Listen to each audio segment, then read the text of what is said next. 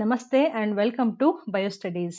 Evolution ಚಾಪ್ಟರ್ನ ನಾವು start ಮಾಡಿದ್ದೀವಿ. ಅದರಲ್ಲಿ ಕೆಲವೊಂದು ಕಾನ್ಸೆಪ್ಟ್ಗಳನ್ನು ಆಲ್ರೆಡಿ ನಾವು ಕಂಪ್ಲೀಟ್ ಮಾಡಿ ಆಯಿತು. ಅದರಲ್ಲಿ ಮೊದಲನೆಯದು ಒರಿಜಿನ್ ಆಫ್ ಲೈಫ್. ಇಲ್ಲಿ ಸಾಕಷ್ಟು ಥೇರೀಸ್ಗಳು ಒನ್ ಬೈ ಒನ್ ಪ್ರಪೋಸ್ ಮಾಡ್ತಾ ಹೋದ್ರು ವಿಜ್ಞಾನಿಗಳು. ಅದೆಲ್ಲ ಥೇರೀಸ್ಗಳನ್ನು ಕವರ್ ಮಾಡಿದ್ದೀವಿ. ಕಳೆದ ವಿಡಿಯೋದಲ್ಲಿ ನಾವು ಎವಲ್ಯೂಷನ್ ಆಫ್ ಲೈಫ್ ಫಾರ್ಮ್ಸ್ ಮತ್ತೆ ಬಯೋಲಜಿಕಲ್ ಎವಲ್ಯೂಷನ್ ಈ ಎರಡು ಕಾನ್ಸೆಪ್ಟನ್ನು ಮರ್ಜ್ ಮಾಡಿ ಒಂದೇ ಒಂದು ವಿಡಿಯೋದಲ್ಲಿ ನಾನು ಎಕ್ಸ್ಪ್ಲೇನ್ ಮಾಡಿದ್ದೀನಿ. ಇಲ್ಲಿ 3 ಜನ ಸೈಂಟಿಸ್ಟ್ ಹೆಸರು ತುಂಬಾ ಇಂಪಾರ್ಟೆಂಟ್. ಮೊದಲನೆಯವರು ಲೆಮಾರ್ಕ್, ಅದಾದ್ಮೇಲೆ ಡಾರ್ವಿನ್, ಅದಾದ್ಮೇಲೆ ಆಲ್ಫರ್ಡ್ ರಸೆಲ್ ವ್ಯಾಲೆಸ್. ಸೊ ಈ 3 ವಿಜ್ಞಾನಿಗಳಿಂದ ಬಂದಂತಹ ಎವಲ್ಯೂಷನ್ ಏನ್ ಕಾನ್ಸೆಪ್ಟ್ ಇತ್ತಲ್ಲ ಅದನ್ನ ನಾವು ಸ್ಟಡಿ ಮಾಡಿದ್ದೀವಿ. ಸೊ ಈ ಪಾಯಿಂಟಿಗೆ ಬಂದ್ಮೇಲೆ ಈ ಚಾಪ್ಟರ್ದ್ದು ಈ ಹಂತದವರೆಗೂ ನಾವು ಎಕ್ಸ್ಪ್ಲನೇಷನ್ ಕೇಳಿದ್ಮೇಲೆ ನಮಗೊಂದು ರಫ್ ಆಗಿ ಐಡಿಯಾ ಅಂತೂ ಸಿಕ್ಕಿದೆ. ಎವಲ್ಯೂಷನ್ ಅನ್ನುವಂತಹ ಏನು ಒಂದು ಪ್ರೊಸೆಸ್ ಇದೆ ಅಥವಾ ಒಂದು ವಿಕಸನ ಅನ್ನುವಂತಹ ಏನು ಒಂದು ಮೆಕ್ಯಾನಿಸಮ್ ಆಗ್ತಾ ಇದೆ, ಅದು ಹಿಂದೆನೂ ಆಗಿತ್ತು, ಇವಾಗೂ ಆಗ್ತಾ ಇದೆ, ಮುಂದೆ ಆಗ್ತಾನೆ ಇರುತ್ತೆ.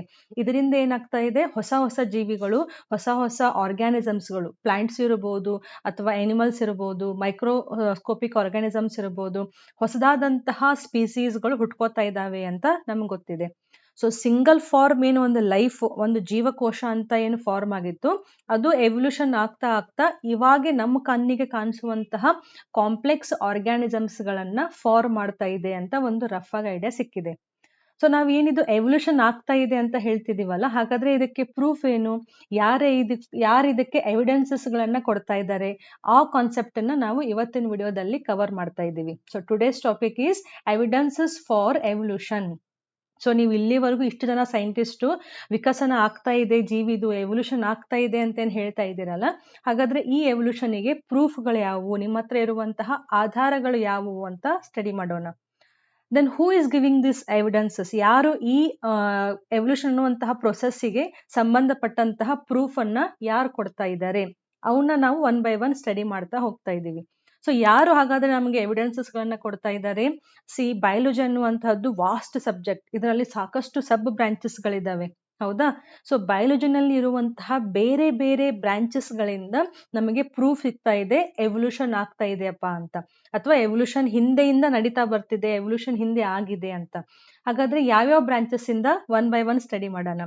ಮೊದಲನೇದಾಗಿ ಪೆಲೆಂಟಾಲಜಿ. ನಾನು ಇದೇನಂದ್ರೆ ಹೇಳ್ತೀನಿ, ಮುಂಚೆ ಎಲ್ಲ ಲಿಸ್ಟ್ ಮಾಡ್ಬಿಡೋಣ ಯಾವ್ಯಾವ ಬ್ರಾಂಚಸ್ ಇಂದ ನಮಗೆ ಪ್ರೂಫ್ ಸಿಗ್ತಾ ಇದೆ, ಒನ್ ಬೈ ಒನ್ ಕವರ್ ಮಾಡ್ತಾ ಹೋಗ್ಬೋದು.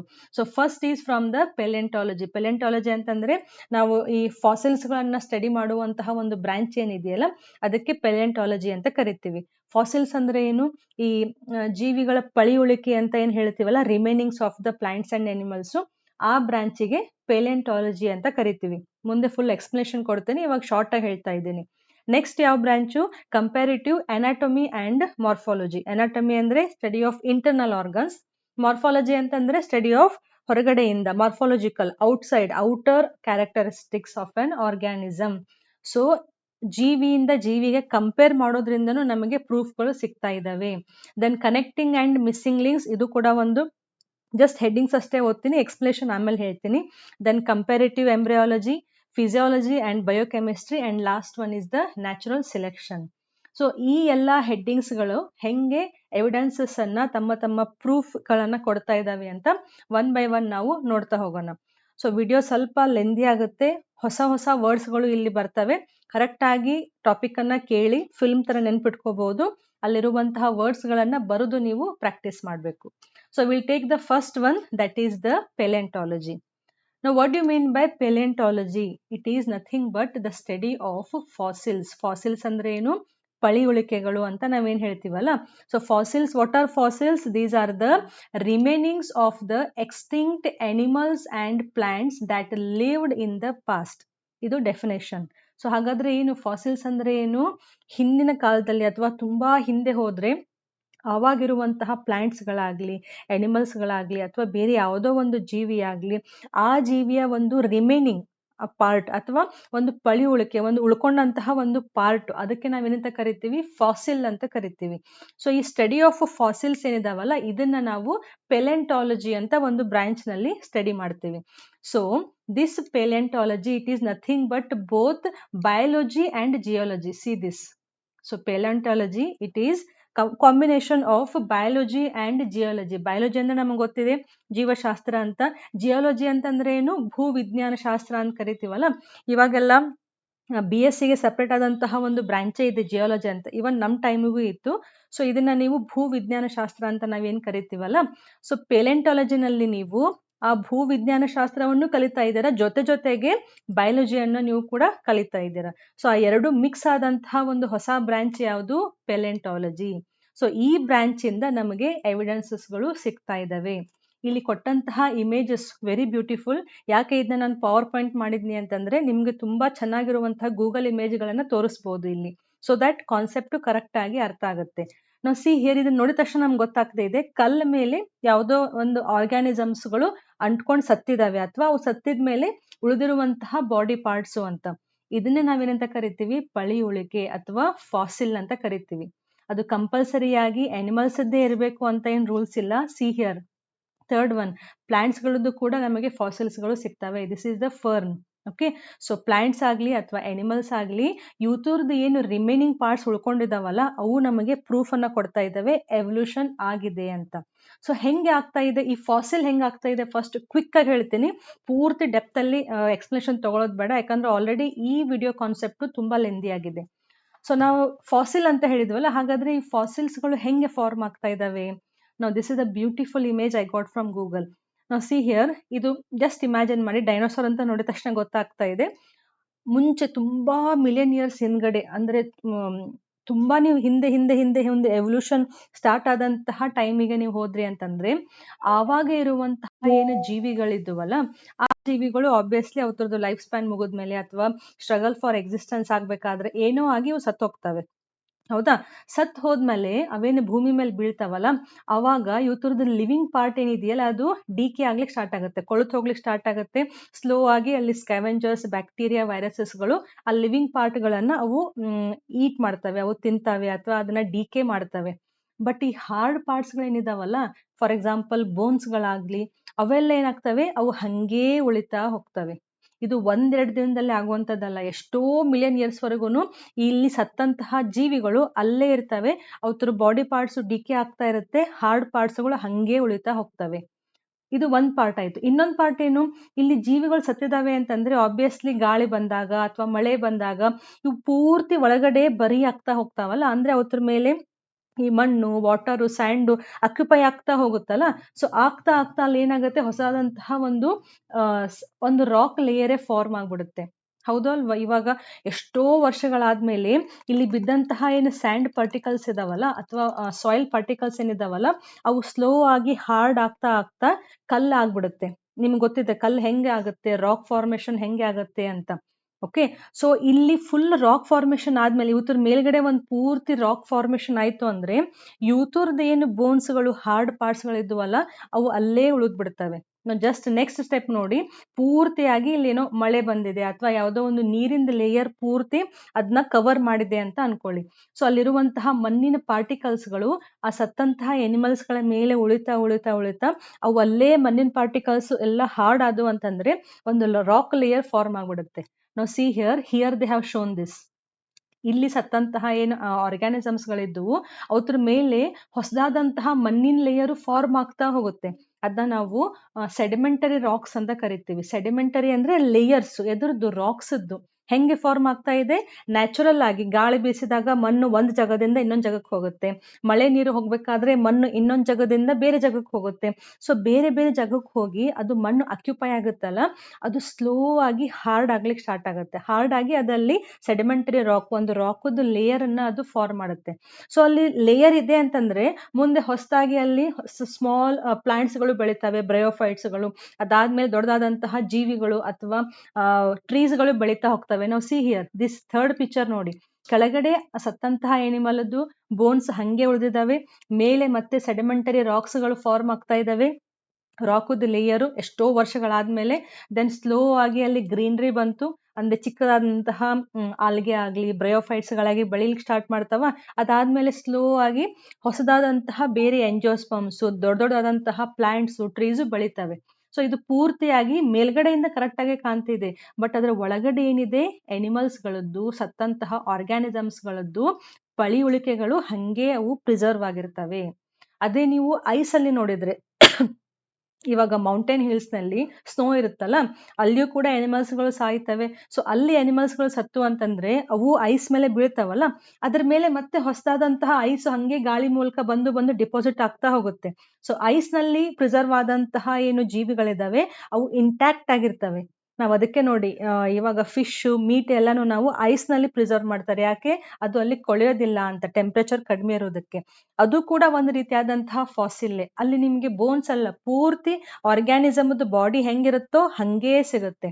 ಓಕೆ, ಸೊ ಈ ಫಾಸಿಲ್ಸ್ಗಳು ಎಲ್ಲಿದ್ದಾವೆ? ಫಾಸಿಲ್ಸ್ಗಳು ನಮ್ಮ ಭೂಮಿಯ ಒಳಗಡೆ ಹೋಗ್ತಾ ಹೋಗ್ತಾ ಸೆಡಿಮೆಂಟರಿ ರಾಕ್ಸ್ ಏನಿದಾವಲ್ಲ, ಫಾರ್ಮ್ ಆಗ್ತಾ ಇದಾವಲ್ಲ, ಆ ಲೇಯರ್ಸ್ಗಳ ಮಧ್ಯೆ ನಮಗೆ ಈ ಸತ್ತಂತಹ ಎನಿಮಲ್ಸ್ದು ಪಳಿಯುಳಿಕೆ ಅಥವಾ ರಿಮೈನಿಂಗ್ ಪಾರ್ಟ್ಗಳು ಸಿಗ್ತಾ ಇದಾವೆ. ಇದನ್ನ ಸ್ಟಡಿ ಮಾಡೋದೇನೆ ಪೆಲಿಯಂಟಾಲಜಿ ಅಂತ ಕರಿತೀವಿ. ಯಾರು ಸ್ಟಡಿ ಮಾಡ್ತಾರೆ ಮೇಡಮ್? ಪೆಲಿಯಂಟಾಲಜಿ ಬ್ರಾಂಚ್ ಅನ್ನ ತಗೊಂಡಂತಹ ಪೆಲಿಯಂಟಾಲಜಿಸ್ಟ್ ಅಂತ ಸೈಂಟಿಸ್ಟ್ಗಳು. ಅವ್ರ ಕೆಲಸ ಏನು? ಎಲ್ಲೆಲ್ಲಿ ಸೆಡಿಮೆಂಟರಿ ರಾಕ್ಸ್ಗಳಿದಾವೆ ಅದೆಲ್ಲವನ್ನ ಅಗಿಯೋದು, ಅದ್ರ ಒಳಗಡೆ ಇರುವಂತಹ ಪಳಿಯುಳಿಕೆಗಳನ್ನ ತಗೊಂಡು ಸ್ಟಡಿ ಮಾಡೋದು, ಅಲ್ಲಿ ಸಿಕ್ಕಂತಹ ಆರ್ಗ್ಯಾನಿಸಮ್ಸ್ಗಳನ್ನ ಈಗ ಇರುವಂತಹ ಆರ್ಗ್ಯಾನಿಸಮ್ಸ್ಗಳ ಜೊತೆ ಕಂಪೇರ್ ಮಾಡೋದು. ನಾವು ಫೋರ್ತ್ ಡೈಗ್ರಾಮ್ ಇದೆಯಲ್ಲ, ಇದನ್ನ ನೋಡಿ. ಫೋರ್ತ್ ಅಲ್ಲಿ ಏನಾಗ್ತಾ ಇದೆ? ಇದು ಪೂರ್ತಿಯಾಗಿ ಒಳಗಡೆ ಜೀವಿ ಹೋಗ್ತಾ ಹೋಗ್ತಾ ಮೇಲೆ ಮತ್ತೆ ಗಿಡ ಮರ ಎಲ್ಲ ಬೆಳೆದು ಫುಲ್ ನಾರ್ಮಲ್ ಆಗ್ಬಿಡುತ್ತಾ. ಇಲ್ಲಿ ಅನಿಮಲ್ಸ್ಗಳು ಬರ್ತವೆ, ಸ್ಲೋ ಆಗಿ ಮೇಲಿಕ್ಕೆ ಅಂತ ಬರ್ತವೆ, ಹುಲ್ ತಿನ್ಲಿಕ್ಕೆ ಬರ್ತವೆ. ಸೊ ಇಲ್ಲೊಂದು ನ್ಯಾಚುರಲ್ ಸಿಸ್ಟಮ್ ಅಂತ ಇಲ್ಲಿ ಫಾರ್ಮ್ ಆಗ್ಬಿಡ್ತು. ಸೊ ಪೆಲಿಯಂಟಾಲಜಿಸ್ಟ್ ಏನ್ ಮಾಡ್ತಾರೆ? ಸಿ ಹಿಯರ್, ಅವ್ರು ಏನ್ ಮಾಡ್ತಾರೆ? ಅವ್ರು ಸ್ಟಡಿ ಮಾಡೋದೇ ಇದನ್ನ, ಫಾಸಿಲ್ಸ್ಗಳನ್ನ. ಸೊ ಅವ್ರಿಗೆ ಎಲ್ಲಿ ಒಂದು ಐಡಿಯಾ ಇರುತ್ತಲ್ಲ ಸೆಡಿಮೆಂಟರಿ ರಾಕ್ಸ್ ಎಲ್ಲಿದೆ ಅಂತ, ಅಲ್ಲಿ ಭೂಮಿಯನ್ನ ಹಡ್ತಾ ಹೋಗ್ತಾರೆ. So they will reach the sedimentary layer and once the get ಆ ಫಾಸಿಲ್ ಅವ್ರಿಗೆ ಸಿಕ್ತು ಅಂತಂದ್ರೆ, ಇದೇ ಫಾಸಿಲ್ ಅದೇ ಫಾಸಿಲ್ ಅಂತಲ್ಲ, ಸ್ಟಡಿ ಮಾಡ್ಬೇಕಾದ್ರೆ ಅವ್ರಿಗೆ ಪ್ಲಾಂಟ್ದು ಫಾಸಿಲ್ ಸಿಗ್ಬೋದು, ಎನಿಮಲ್ಸ್ದು ಸಿಗ್ಬೋದು, ಒಟ್ನಲ್ಲಿ ಒಂದು ಜೀವಿದು ಫಾಸಿಲ್ ಅಂತ ಸಿಗುತ್ತೆ. ಸೊ ಆ ಜೀವಿದು see here they are studying here. So ಆ ಜೀವಿದೇನಿಲ್ಲಿ ಪಳಿಯುಳಿಕೆ ಇದೆಯಲ್ಲ, ಇದನ್ನ ಇವರು ಒಂದೊಂದೇ ಪಾರ್ಟು ತಗೊಂಡು ಕಲೆಕ್ಟ್ ಮಾಡಿ ಸ್ಟಡಿ ಮಾಡ್ಲಿಕ್ಕೆ ಸ್ಟಾರ್ಟ್ ಮಾಡ್ತಾರೆ. So this is nothing but the palaeontologist ಮಾಡುವಂತಹ ಕೆಲಸ. ಈ ಇಮೇಜ್ ನಲ್ಲಿ ನಾನು ಏನ್ ತೋರಿಸಿದ್ದೀನಿ? ಸೆಡಿಮೆಂಟರಿ ರಾಕ್ ಫಾರ್ಮೇಶನ್ ಹೆಂಗಾಗಿದೆ ನೋಡಿ. ಸೊ ಎಷ್ಟೊಂದು ಲೇಯರ್ಸ್ಗಳು ಇದಾವಲ್ಲ, ಈ ಲೇಯರ್ಸ್ಗಳು ಹೆಂಗೆ ಬಂದು ಕಂಟಿನ್ಯೂಸ್ ಆಗಿ ಗಾಳಿ ಬೀಸ್ತಾನೆ ಇರುತ್ತೆ, ಜೀವಿಗಳು ಸಾಯ್ತಾನೆ ಇರ್ತವೆ. ಇವತ್ ನೀವು ಯಾವ್ದೋ ಒಂದು ಕಾಡಿಗೆ ಹೋಗ್ತೀರಾ ಅಂತ ಅನ್ಕೊಳ್ಳಿ, ಕಾಡಿನಲ್ಲಿ ಎಷ್ಟೊಂದು ಗಿಡಗಳು ಬಿದ್ದಿರ್ತವೆ, ಎಷ್ಟೊಂದು ಎನಿಮಲ್ಸ್ಗಳು ಅಲ್ಲಿ ಸಾಯ್ತಾನೆ ಇರ್ತವೆ. ಸತ್ತಂತಹ ಎನಿಮಲ್ಸ್ ಮೇಲೆ ಮತ್ತೆ ಲೀವ್ಸ್ ಬರ್ತದೆ, ಅಂದ್ರೆ ಗಿಡದಿಂದ ಉದುರುವಂತಹ ಲೀವ್ಸ್ಗಳು ಅದನ್ನ ಕವರ್ ಮಾಡ್ತವೆ, ಮಣ್ಣು ಕವರ್ ಮಾಡುತ್ತೆ, ಹರಿದು ಬರುವಂತಹ ನೀರು ಕೂಡ ಅದನ್ನ ಕವರ್ ಮಾಡುತ್ತೆ. ಸೊ ಆ ಸತ್ತಂತಹ ಜೀವಿ ಅಲ್ಲೇ ಒಳಗಡೆ ಉಳಿದು ಉಳಿದು ಮೇಲ್ಗಡೆ ಹೊಸ ಒಂದು ಲೇಯರೇ ಫಾರ್ಮ್ ಆಗ್ಬಿಡುತ್ತೆ, ಸೆಡಿಮೆಂಟರಿ ರಾಕ್ಸ್. ಇಲ್ಲಿ ನೋಡ್ಬೋದು ಎಷ್ಟು ಚಂದ ಈ ಡೈಗ್ರಾಮ್ ಇದೆಯಲ್ಲ. ಸೊ ಒಂದೊಂದೇ ಲೇಯರು ಇಲ್ಲಿ ಫಾರ್ಮ್ ಆಗ್ತಾ ಹೋದಂಗೆ ಆ ಲೇಯರ್ ಇದ್ದಾಗ ಸತ್ತಂತಹ ಜೀವಿಗಳು ಅವು ಅಲ್ಲೇ ಉಳಿದ್ಬಿಟ್ಟಿರ್ತವೆ. ಸೊ ಅದನ್ನೇ ನಾವು ಸ್ಟಡಿ ಮಾಡೋದು ಪೆಲಿಯಂಟಾಲಜಿನಲ್ಲಿ. ಹಾಗಾದ್ರೆ ಏನ್ ಪ್ರೂಫ್ ಸಿಕ್ಕಿದೆಪ್ಪ? ನಾವು ಅವಾಗಿಂದ ಹೇಳ್ತಾ ಇದೀವಲ್ಲ, ಫಾಸಿಲ್ ಫಾರ್ಮೇಶನ್ ಆಗುತ್ತೆ, ಸೈಂಟಿಸ್ಟ್ಗಳು ಆ ಭೂಮಿಯನ್ನ ಹಡ್ಡಿ ಅದನ್ನ ಅಲ್ಲಿ ಸ್ಟಡಿ ಮಾಡ್ತಾರೆ ಅಂತ. ಹಾಗಾದ್ರೆ ನಮಗೆ ಏನ್ ಸಿಗ್ತಾ ಇದೆ ಅಲ್ಲಿ? That is more important. So ಈ ಸ್ಲೈಡ್ ಅನ್ನ ಮುಗಿಸ್ಬಿಡೋಣ ಫಸ್ಟ್. ನಾವು what is there in this slide? Fossils are the remainings of hard parts of the life forms found in the rocks. Rocks ನಲ್ಲಿ ಸಿಗುವಂತಹ ಲೈಫ್ದು ರಿಮೈನಿಂಗ್ ಪಾರ್ಟ್ಸ್. ಸೊ ರಾಕ್ಗಳು continue ಆಗಿ layers ಗಳನ್ನ ಅಥವಾ ಸೆಡಿಮೆಂಟ್ಸ್ ಗಳನ್ನ ಇವು ಫಾರ್ಮ್ ಮಾಡ್ತಾ ಇರ್ತವೆ. So cross section of the earth crust, ಅಂದ್ರೆ ಈ ರೀತಿ ಸೆಕ್ಷನ್ ಅರ್ತ್ ಕ್ರಸ್ಟ್ ನಾವು ಒಳಗಡೆ ಕ್ರಾಸ್ ಸೆಕ್ಷನ್ ತೆಗಿತಾ ಹೋದ್ವಿ ಅಂತಂದ್ರೆ it shows the arrangement of sediments. ಎದ್ರ ಸೆಡಿಮೆಂಟ್ಸ್? ರಾಕ್ದು ಸೆಡಿಮೆಂಟ್ಸ್. ಸೆಡಿಮೆಂಟ್ಸ್ ಅಂದ್ರೆ ಏನು? ಲೇಯರ್ಸ್ ಅಂತ ಅರ್ಥ. So different aged rock sediments contains fossils of different life forms. ಇವಾಗ ನಾವು ಸಿಹಿಯರ್ ಇಷ್ಟೊಂದು ಲೇಯರ್ಸ್ ಗಳನ್ನ ನಾನು ಇಲ್ಲಿ ಡ್ರಾ ಮಾಡಿದ್ದೀನಲ್ಲ, ನೀವು ಪೂರ್ತಿ ಕೆಳಗಡೆ ಲೇಯರಿಗೆ ಬಂದ್ರಿ ಅಂತ ಅನ್ಕೊಳ್ಳಿ. ಸೊ ಆಲ್ಮೋಸ್ಟ್ ನೀವು ಇಲ್ಲಿ ಕೆಳಗಡೆ ಯಾವುದೋ ಒಂದು ಲೇಯರ್, ಈ ಲೇಯರ್ ಅನ್ನ ನೀವು ಚೇಂಜ್. ಸೊ ಈ ಲೇಯರ್ ಅನ್ನ ನೀವು ಸ್ಟಡಿ ಮಾಡ್ತಾ ಇದ್ದೀರಾ ಅಂತ ಅನ್ಕೊಳ್ಳಿ. ಸೊ ಇಷ್ಟು ಒಳಗಡೆ ಹೋಗಿದೆ ಅಂತಂದ್ರೆ ಅದು ತುಂಬಾ ಹಳೇದು ಅಂತ ಅರ್ಥ. ನೀವು ಮೇಲ್ಗಡೆನೆ ಇಲ್ಲಿ ಫಾಸಿಲ್ ಸಿಕ್ತು ಅಂತಂದ್ರೆ ಅದು ಇವಾಗಷ್ಟೇ ಸತ್ತು ಬಿದ್ದು ಮಣ್ಣು ಕವರ್ ಆಗಿದೆ ಅಂತ ಅರ್ಥ. ಸೊ ನಮ್ಗೆ ಎಷ್ಟು ಡೆಪ್ತಿಗೆ ಸಿಗುತ್ತಲ್ಲ ಅದು ಕೂಡ ತುಂಬಾ ಇಂಪಾರ್ಟೆಂಟ್. ಪೂರಾ ಒಳಗ್ ಹೋಗಿ ಸಿಕ್ತು ಅಂದ್ರೆ ತುಂಬಾ ಹಿಂದಿನ ಕಾಲದಲ್ಲೇ ಅದು ಸತ್ತು ಬಿದ್ದಿತ್ತು ಅಂತ. ನಮ್ಗೆ ಕಾಮನ್ ಲ್ಯಾಂಗ್ವೇಜ್ ಅಲ್ಲಿ ಹೇಳ್ಬೇಕು ಅಂದ್ರೆ, ನೀವು ಜಸ್ಟ್ ಡಿಗ್ ಮಾಡ್ತಾ ಮಾಡ್ತಾ ಮೇಲ್ಮೇಲೆನೆ ಸಿಕ್ತು ಅಂತಂದ್ರೆ ನೋ ಡೌಟ್ ಅದು ತುಂಬಾ ಹಳೇದನ್ನಲ್ಲ, ಈಗೀಗಷ್ಟೇ ಫಾರ್ಮ್ ಆದಂತಹ ಫಾಸಿಲ್ ಅಂತಾನು ನಾವು ಅನ್ಕೋಬಹುದು. ಅದಕ್ಕೆ ಏನ್ ಮಾಡ್ತಾರೆ, ಫಾಸಿಲ್ ಸಿಕ್ಕ ಮೇಲೆ ಸುಮ್ನೆ ಅದು ಸಿಕ್ಕಂತಹ ಪಾರ್ಟ್ ಅನ್ನ ಸ್ಟಡಿ ಮಾಡೋದಿಲ್ಲ, ಆ ಲೇಯರ್ ಏನಿದೆಯಲ್ಲ, ಸೆಡಿಮೆಂಟರಿ ಲೇಯರ್ ಇದೆಯಲ್ಲ, ರಾಕ್ ಲೇಯರ್ ಏನಿದೆಯಲ್ಲ, ಆ ರಾಕ್ದು ಏಜ್ ಅನ್ನ ಕಂಡು ಹಿಡಿತಾರೆ. ಹೆಂಗ್ ಕಂಡುಹಿಡಿತಾರೆ? ಈ ಕಾರ್ಬನ್ ರೇಡಿಯೋ ಆಕ್ಟಿವ್ ಐಸೋಟೋಪ್ಸ್ಗಳು ಇರ್ತಾವಲ್ಲ, ಆ ರಾಕ್ ನಲ್ಲಿ ಇರುವಂತಹ ರೇಡಿಯೋ ಐಸೋಟಾಪ್ಸ್ಗಳನ್ನ ಸ್ಟಡಿ ಮಾಡಿ ಆ ರಾಕ್ದು ಏಜ್ ಅನ್ನ ಕಂಡುಹಿಡಿತಾರೆ. ಇವಾಗ ನೋಡಿ, ಸ್ಲೋ ಆಗಿ ಕಾರ್ಬನ್ 14 ಅಂತ ನಾವೇನ್ ಬರಿತೀವಲ್ಲ, ಕಾರ್ಬನ್ 14 ಇದು ಸ್ಲೋ ಆಗಿ ಡಿಸ್ಇಂಟಿಗ್ರೇಟ್ ಆಗ್ತಾ ಕಾರ್ಬನ್ 12 ಆಗ್ತಾ ಇರುತ್ತೆ. ಸೊ ನಮಗೆ ಸಿಕ್ಕಂತಹ ರಾಕ್ ನಲ್ಲಿ ಯಾವ ಕಾರ್ಬನ್ ಐಸೋಟೋಪ್ ಇದೆ, ಎಲಿಮೆಂಟ್ ಇದೆ, ಅದ್ರ ಮೇಲೆ ಅವರು ಹಾಫ್ ಏಜ್ ಅನ್ನ ಕ್ಯಾಲ್ಕುಲೇಟ್ ಮಾಡ್ತಾರೆ. ಇದು ಫುಲ್ ಕೆಮಿಸ್ಟ್ರಿ ಪಾರ್ಟು, ತಲೆ ಕೆಡಿಸ್ಕೋಬೇಡಿ, ಜಸ್ಟ್ ರಫ್ ಆಗಿ ನಿಮ್ಗೆ ಗೊತ್ತಿರಲಿ ಅಂತ ಹೇಳ್ತಾ ಇದ್ದೀನಿ. ಸೊ ಯಾವ ಲೇಯರಿಗೆ, ಸೆಡಿಮೆಂಟರಿ ಲೇಯರಿಗೆ ಫಾಸಿಲ್ ಸಿಗುತ್ತೋ ಅಲ್ಲಿದು ರಾಕ್ದು ಏಜ್ ಅನ್ನ ಕಂಡುಹಿಡಿತಾರೆ. So that will get an idea ಈ ಫಾಸಿಲ್ ಎಷ್ಟು ವರ್ಷ ಹಳೆ ಕಾಲದ್ದಿದೆ ಅಂತ ಗೊತ್ತಾಗುತ್ತೆ. ಇದರಿಂದ ಆ ಜೀವಿ ಅಷ್ಟು ವರ್ಷದ ಹಿಂದೆ ಬದುಕಿತ್ತು ಅಂತಾನು ನಮಗೆ ಒಂದು ಲಿಂಕ್ ಸಿಗುತ್ತೆ. So what we were studying this part, different aged rock sediments, they contain the fossils of different life forms, ಹೌದಾ, who probably dies during the formation of that particular sedimentary layer. So ಆ layer form ಆಗ್ಬೇಕಾದ್ರೆ ಸತ್ತಂತಹ ಒಂದು ಜೀವಿ. So ಆ ಲೇಯರ್ದು age ಗೊತ್ತಾದ್ರೆ ಆ ಜೀವಿನೂ ಎಷ್ಟು ವರ್ಷ ಹಿಂದೆ ಬಿದ್ದಿತ್ತು, ಎಷ್ಟು ವರ್ಷ ಹಿಂದೆ ಅದು ಇತ್ತು ಅಂತ ನಮಗೆ ಒಂದು ರಫ್ ಆಗಿ ಐಡಿಯಾ ಸಿಗುತ್ತೆ. So study of fossils in different sedimentary layer ಅಂದ್ರೆ ಇಲ್ಲಿರುವಂತಹ ಸಾಕಷ್ಟು ಒಂದು 5 ಸೆಡಿಮೆಂಟರಿ ಲೇಯರ್ ಅನ್ನ ನೀವು ಸ್ಟಡಿ ಮಾಡಿದ್ರಿ ಅಂತಂದ್ರೆ, the study of fossils in the different sedimentary layer indicate the geological period in which those living organisms existed. So ನಾವು ಒಂದು 5 ಸೆಡಿಮೆಂಟರಿ ಲೇಯರ್ ಅನ್ನ ಇಲ್ಲಿ ನಾವು ಸ್ಟಡಿ ಮಾಡಿದ್ವಿ ಅಂತಂದ್ರೆ, ಸೊ ಆ 5 ಜಿಯೋಲಾಜಿಕಲ್ ಪೀರಿಯಡ್ಸ್ಗೆ, ಅಷ್ಟು ಟೈಮಿಗೆ ಆ ಜೀವಿ ಅಲ್ಲಿ ಬದುಕಿತ್ತು ಅಂತ ನಮಗೆ ಒಂದು ರಫ್ ಆಗಿ ಐಡಿಯಾ ಸಿಗುತ್ತೆ. ಗೊತ್ತಾಯ್ತಾ ನಿಮಗೆ? ಸೊ ಇವರೆಲ್ಲ ಪೆಲೆಂಟಾಲಜಿಸ್ಟ್. ಅವ್ರು ಏನ್ ಮಾಡ್ತಾರೆ, ಅವ್ರಿಗೆ ಸಿಕ್ಕಿರುವಂತಹ ಫಾಸಿಲ್ಸ್ ಗಳನ್ನ ತಗೊಂಡ್ ಬಂದು ಆ ಪಾರ್ಟ್ಸ್ ಗಳನ್ನ ಅವರು ಒಂದೊಂದಾಗಿ ಬಿಡಿಸಿ ಅದನ್ನ ಮತ್ತೆ ಜೋಡಣೆ ಮಾಡ್ತಾರೆ. ಜೋಡಣೆ ಮಾಡಿ ಹಿಯರ್ ನೀವು ಜುರಾಸಿಕ್ ಪಾರ್ಕ್ ಎಲ್ಲ ಫಿಲ್ಮ್ ಅನ್ನ ನೋಡಿರ್ಬಹುದು, ತುಂಬಾ ಫೇಮಸ್ ಫಿಲ್ಮ್ಸ್ ಅಲ್ಲ, ಅಲ್ಲಿ ನಿಮಗೆ ಡೈನೋಸಾರ್ಸ್ ಗಳದ್ದು ಈ ರೀತಿಯಾಗಿ ಮಾಡೆಲ್ಸ್ ಗಳು ಸಿಗ್ತವೆ. ಅವೆಲ್ಲವೂ ಏನವು, ಅವೆಲ್ಲವೂ ಪಳಿಯುಳಿಕೆಗಳು, ಸಿಕ್ಕಂತಹ ಫಾಸಿಲ್ಸ್ಗಳು. ಅವನ್ನ ತಗೊಂಡ್ ಬಂದು ಕರೆಕ್ಟ್ ಆಗಿ ಅರೇಂಜ್ ಮಾಡಿ ಒಂದು ರಫ್ ಆಗಿ ಒಂದು ಐಡಿಯಾ ಸಿಕ್ಬಿಡುತ್ತೆ. ಓಕೆ, ಈ ಜೀವಿ ಹಿಂಗಿತ್ತು. ಡೈನೋಸಾರ್ ಅನ್ನ ನಾವ್ ಯಾರು ನೋಡಿಲ್ಲ, ಬಟ್ ನಾವ್ ಹೆಂಗೆ ಒಂದು ಫಿಲ್ಮ್ ಅನ್ನ ತಗೊಂಡ್ ಬರುವಷ್ಟು ರೀತಿನಲ್ಲಿ ಆ ಡೈನೋಸಾರ್ ಪಿಕ್ಚರ್ ಅನ್ನ ಕೊಟ್ಟಿದ್ದೀವಿ, ಬಿಕಾಸ್ ನಮ್ಗೆ ಸಿಕ್ಕಿರುವಂತಹ ಫಾಸಿಲ್ಸ್ ಗಳಿಂದ. ಸೊ ಅಲ್ಲಿರುವಂತಹ ಬೋನ್ಸ್ ಗಳನ್ನ ಒಂದೊಂದೇ ಜಾಯಿನ್ ಮಾಡ್ತಾ ಮಾಡ್ತಾ ನಮಗೆ ಎನಿಮಲ್ಸ್ ಕರೆಕ್ಟ್ ಆದಂತಹ ಒಂದು ಸ್ಟ್ರಕ್ಚರ್ ಸಿಗುತ್ತೆ.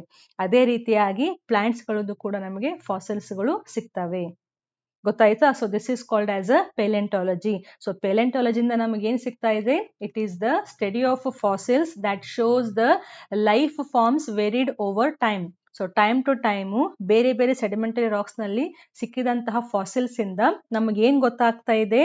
ಜೀವಿಗಳು ಒಂದರಿಂದ ಇನ್ನೊಂದು ಹಂತಕ್ಕೆ ಅವು ಚೇಂಜ್ ಆಗಿದಾವೆ. ಎಲ್ಲಾ ಸೆಡಿಮೆಂಟರಿ ರಾಕ್ಸ್ ನಲ್ಲಿನೂ ಒಂದೇ ತರ ಫಾಸಿಲ್ ಸಿಕ್ಕಿಲ್ಲ, ಬೇರೆ ಬೇರೆ ಲೇಯರಿಗೆ ಬೇರೆ ಬೇರೆ ಆದಂತಹ ಜೀವಿಗಳು ಸಿಕ್ಕಿದಾವೆ. ಇದರಿಂದ ನಮ್ಗೆ ಗೊತ್ತಾಗ್ತಾ ಇದೆ ಜೀವಿಗಳು ಒಂದು ಸ್ಟೇಜ್ ಇಂದ ನೆಕ್ಸ್ಟ್ ಸ್ಟೇಜಿಗೆ ಅವು ಎವಾಲ್ವ್ ಆಗಿದ್ದಾವೆ, ವಿಕಸನಗೊಂಡಿದ್ದಾವೆ. Certain life forms are restricted to certain geological time span. ಈ ಸ್ಲೈಡ್ ತುಂಬಾ ಇಂಪಾರ್ಟೆಂಟ್. ಪೆಲೆಂಟಾಲಜಿಯಿಂದ ಸಿಕ್ಕಂತಹ ಎವಿಡೆನ್ಸಸ್ಗಳು ಯಾವ್ಯಾವು ಅಂತ ಇಲ್ಲಿ ಹಾಕಿದ್ದೀನಿ.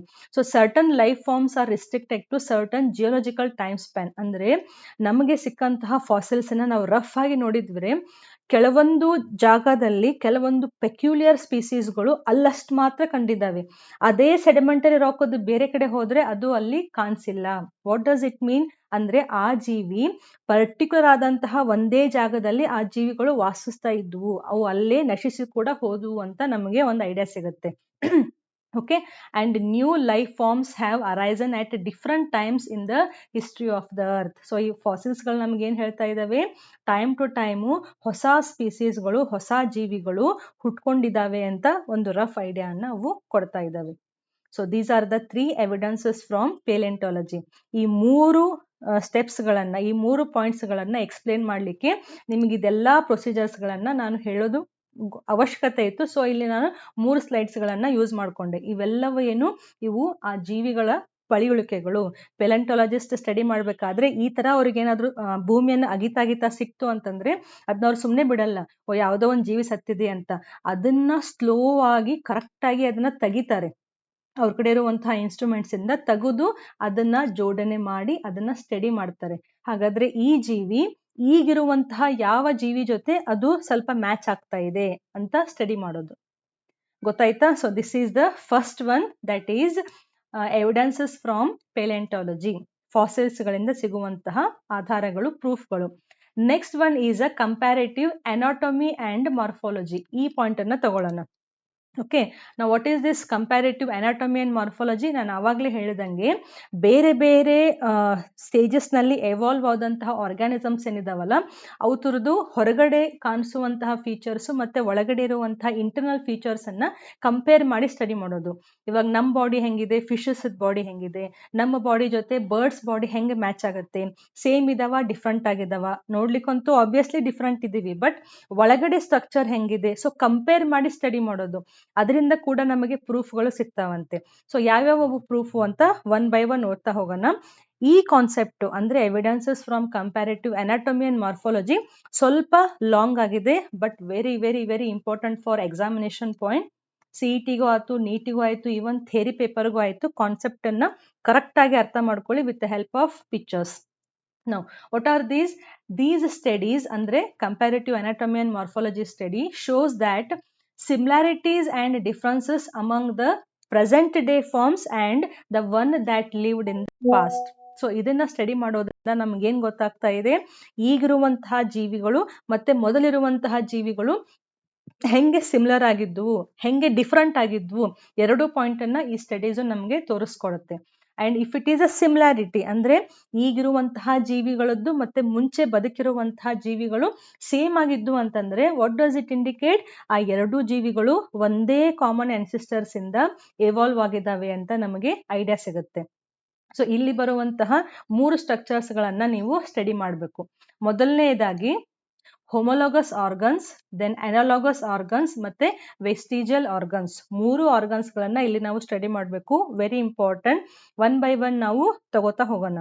ಸೊ ಚಾಪ್ಟರ್ ಎಕ್ಸಾಕ್ಟ್ಲಿ ಎಲ್ಲಿಗಿದೆ, ನಾವೇನ್ ಸ್ಟಡಿ ಮಾಡ್ತಾ ಇದೀವಿ, ಯಾವ ಹೆಡ್ಡಿಂಗು ಎದ್ರಲ್ಲಿ ಬರುತ್ತೆ ಅಂತ ನಿಮ್ಗೆ ಗೊತ್ತಿರಬೇಕು. ಸೊ ನೀವು ಸುಮಾರು ಸತಿ ಹೋಮೋಲೋಗಸ್ ಅನಾಲೋಗಸ್ ಆರ್ಗನ್ಸ್ ಕೇಳಿರ್ಬೋದು. ಅದು ಎಲ್ಲಿ ಬರ್ತಾ ಇದೆ? ಕಂಪ್ಯಾರೇಟಿವ್ ಅನಾಟಮಿ ಮತ್ತೆ ಮಾರ್ಫಾಲಜಿನಲ್ಲಿ ಬರ್ತಾ ಇದೆ. ನಾವು first, what do you mean by homologous organs? Okay, very very interesting. Homo ಅಂತಂದ್ರೆ ಏನು? Homo word, see here. Homo ಅಂತಂದ್ರೆ ಏನು? ಸಿಮಿಲರ್ ಅಂತ ಅರ್ಥ. ಓಕೆ, ಆರ್ಗನ್ಸ್ ಅಂದ್ರೆ ಸ್ಟ್ರಕ್ಚರ್ಸ್ ಅಥವಾ ಬಾಡಿ ಪಾರ್ಟ್ಸ್ ಅಂತ ಅರ್ಥ. Okay, similar parts, similar body parts ಅಂದ್ರೆ the organs whose structure is similar but they are doing different functions in different organism. ನೋಡ್ಲಿಕ್ಕಾದ್ರೂ ಸೇಮ್ ಅನಿಸ್ತಾ ಇದ್ದಾವೆ, ಬಟ್ ಬೇರೆ ಬೇರೆ ಜೀವಿಗಳಲ್ಲಿ ಬೇರೆ ಬೇರೆ ಕೆಲಸವನ್ನ ಮಾಡ್ತಾ ಇದ್ದಾವೆ. Those organs we call it as a homologous organs. Exam ಅಲ್ಲಿ ಡೆಫಿನೇಷನ್ ಹೆಂಗ್ ಬರೀಬೇಕು? The organs whose structure and origin is same. Structure same ಇದೆ, ಒರಿಜಿನ್ ಅಂತಂದ್ರೆ ಏನು? ಅವು ಯಾವ ಪಾಯಿಂಟ್ ಇಂದ ಎವಾಲ್ವ್ ಆದ್ವಲ್ಲ ಅಥವಾ ಯಾವ ಪಾಯಿಂಟ್ ಇಂದ ಬೆಳೆದುವಲ್ಲ, ಒರಿಜಿನ್ ಸೇಮ್ ಆಗಿದೆ, but their functions are different. So such organs we call it as a homologous organs. Now what do you mean by this? Salpa depth alli odana. So these organs, they show basic plan of the organization during their development, but later get modified to perform different functions as an adaptation to the different environment. Ma'am, enidu gotte aglilla. Now here we will take the example first. Okay, first example ಅನ್ನ ನೋಡಿ. Homologous organs ಗೆ example 4 limbs of the vertebrates. Vertebrates ನಲ್ಲಿ ಯಾವ್ಯಾವ ಬರ್ತವೆ? Fishes, reptiles, amphibians, birds ಮತ್ತೆ mammals. 5 main variety ನಮಗೆ ಗೊತ್ತಿದೆ.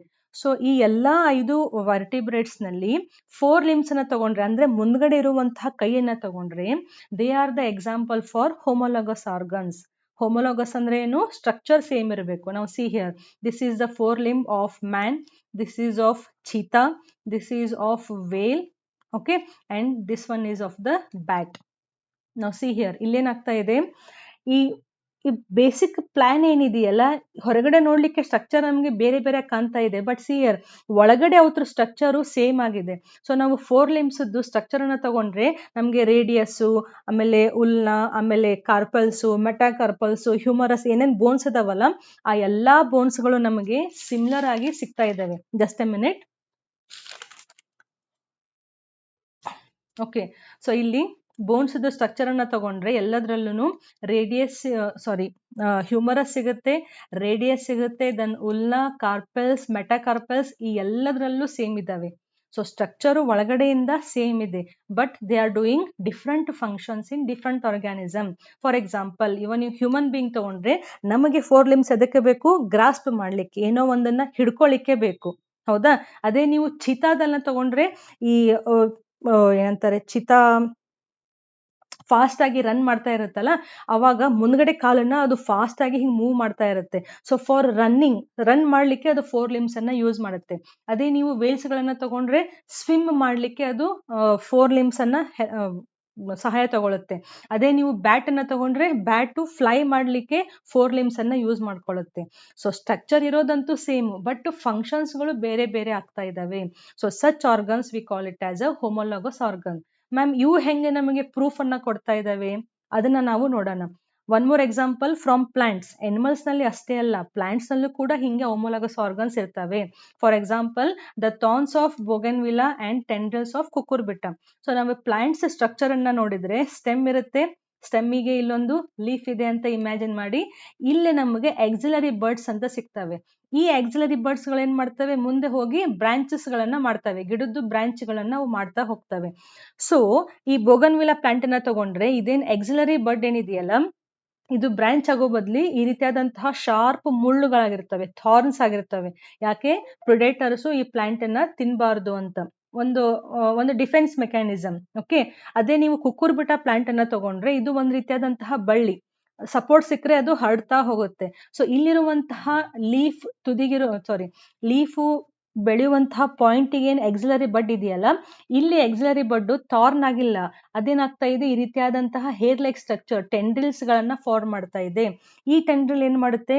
ಕುಕ್ಕುರ್ಬಿಟ ಎಲ್ಲೆಲ್ಲಿ ಬೆಳೀತಾ ಹೋಗುತ್ತಲ್ಲ, ಅಲ್ಲಿ ಸಪೋರ್ಟ್ ಸಿಕ್ತು ಅಂದ್ರೆ ಅಲ್ಲಿ ಸುತ್ತಕೊಂಡು ಸಪೋರ್ಟ್ ಕೊಡ್ತಾ ಇರುತ್ತೆ ಮೇನ್ ಪ್ಲಾಂಟಿಗೆ. ಸೊ ಇರೋದಿರೋದು ಒಂದೇ structure, axillary bud. So structure same ಇದೆ, ಬಟ್ ಫಂಕ್ಷನ್ ಡಿಫ್ರೆಂಟ್ ಆಗ್ತಾ ಇದೆ. ಒಂದರಲ್ಲಿ ಅದು ಡಿಫೆನ್ಸ್ ಮೆಕ್ಯಾನಿಸಮ್, ಇನ್ನೊಂದರಲ್ಲಿ ಇದು mechanical support to the plant body. So ಹಿಂಗೆ ಸ್ಟ್ರಕ್ಚರ್ಸು ಅವ್ರದ್ದು ಒರಿಜಿನ್ ಸೇಮ್ ಇದೆಯಲ್ಲ, ಎರಡು ಆಕ್ಸಿಲರಿ ಬಡ್ಗಳು ಆಕ್ಸಿಲರಿ ಪಾರ್ಟ್ ಅಲ್ಲೇ ಬೆಳೀತಾ ಇದಾವೆ, ಬಟ್ ಫಂಕ್ಷನ್ ಡಿಫ್ರೆಂಟ್ ಆಗ್ತಾ ಇದೆ. So these are the homologous organs. ಇವು ಹೆಂಗೆ ಎವಲ್ಯೂಷನ್ಗೆ ಎವಿಡೆನ್ಸ್ ಕೊಡ್ತವೆ ಅಂತ ಹೇಳ್ತೀನಿ. ಫಸ್ಟ್ ಎಕ್ಸಾಂಪಲ್ಸ್ ಗಳನ್ನ ನೋಡೋಣ. ಅದೇ ರೀತಿಯಾಗಿ NCERT ನಲ್ಲಿ ಕೊಟ್ಟಂತಹ ಇನ್ನೊಂದು example, the heart, brain, blood vessel, nerves, muscles, excretory system of various vertebrates. ಇವಾಗ ನೀವು fishes, amphibians, reptiles, Aves, mammals ಅನ್ನ ಅನಿಮಲ್ ಕಿಂಗ್ಡಮ್ ನಲ್ಲಿ ನಾವು ಸ್ಟಡಿ ಮಾಡ್ತೀವಲ್ಲ, ಸೊ ಈ ಎಲ್ಲಾ ವರ್ಟಿಬ್ರೇಟ್ಸ್ ಗಳದ್ದು ಬೇಸಿಕ್ ಪ್ಲಾನ್ ಸೇಮ್ ಇದೆ. ಬ್ಲಡ್ ವೆಸಲ್ಸ್ ಇರ್ತವೆ, ಹಾರ್ಟ್ ಇರುತ್ತೆ, ಆಮೇಲೆ ಲಂಗ್ಸ್ ಇರ್ತವೆ, ರೆಸ್ಪಿರೇಟರಿ ಸಿಸ್ಟಮ್ ಅಂತ ಇರುತ್ತೆ, ರಿಪ್ರೊಡಕ್ಟಿವ್ ಸಿಸ್ಟಮ್ ಅಂತ ಇರುತ್ತೆ, ನರ್ವಸ್ ಸಿಸ್ಟಮ್ ಅಂತ.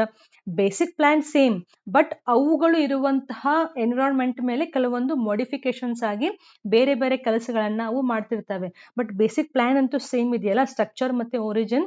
So this type of organs we call it as a homologous organs. Okay, next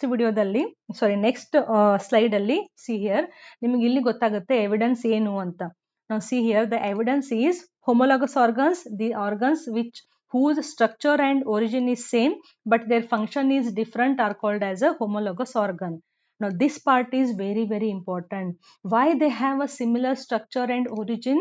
Because they are come from the common ancestry. ಅಂದ್ರೆ ಈ ಎಲ್ಲಾ ಜೀವಿಗಳಿಗೂ ಒಂದು ಕಾಮನ್ ಆನ್ಸಿಸ್ಟರ್ಸ್ ಇತ್ತು, ಆ ಆನ್ಸಿಸ್ಟರ್ ಇಂದ ಬೇರೆ ಬೇರೆ ಆದಂತಹ ಜೀವಿಗಳು ಹುಟ್ಕೊಂಡುವು. ಸೊ ಈ ಆನ್ಸಿಸ್ಟರ್ ನಲ್ಲಿ ಇರುವಂತಹ ಬೇಸಿಕ್ ಪ್ಲಾನ್ ಏನಿದೆಯಲ್ಲ, try to understand this. So ಈ ಆನ್ಸಿಸ್ಟರ್ ನಲ್ಲಿರುವಂತಹ ಬೇಸಿಕ್ ಬಾಡಿ ಪ್ಲಾನ್ ಏನಿದೆಯಲ್ಲ, ಆ ಜೀವಿಯಿಂದ ಆನ್ಸಿಸ್ಟರ್ ಇಂದ ಬಂದಂತಹ ಎಲ್ಲಾ ಜೀವಿಗಳಲ್ಲೂ ಆ ಬೇಸಿಕ್ ಪ್ಲಾನ್ ಇದೆ. ಮೇ ಬಿ ಸ್ವಲ್ಪ ಮಾಡಿಫಿಕೇಶನ್ ಆಗಿರ್ಬೋದು, ಬಟ್ ಬೇಸಿಕ್ ಪ್ಲಾನ್ ಅಂತೂ ಇದೆ.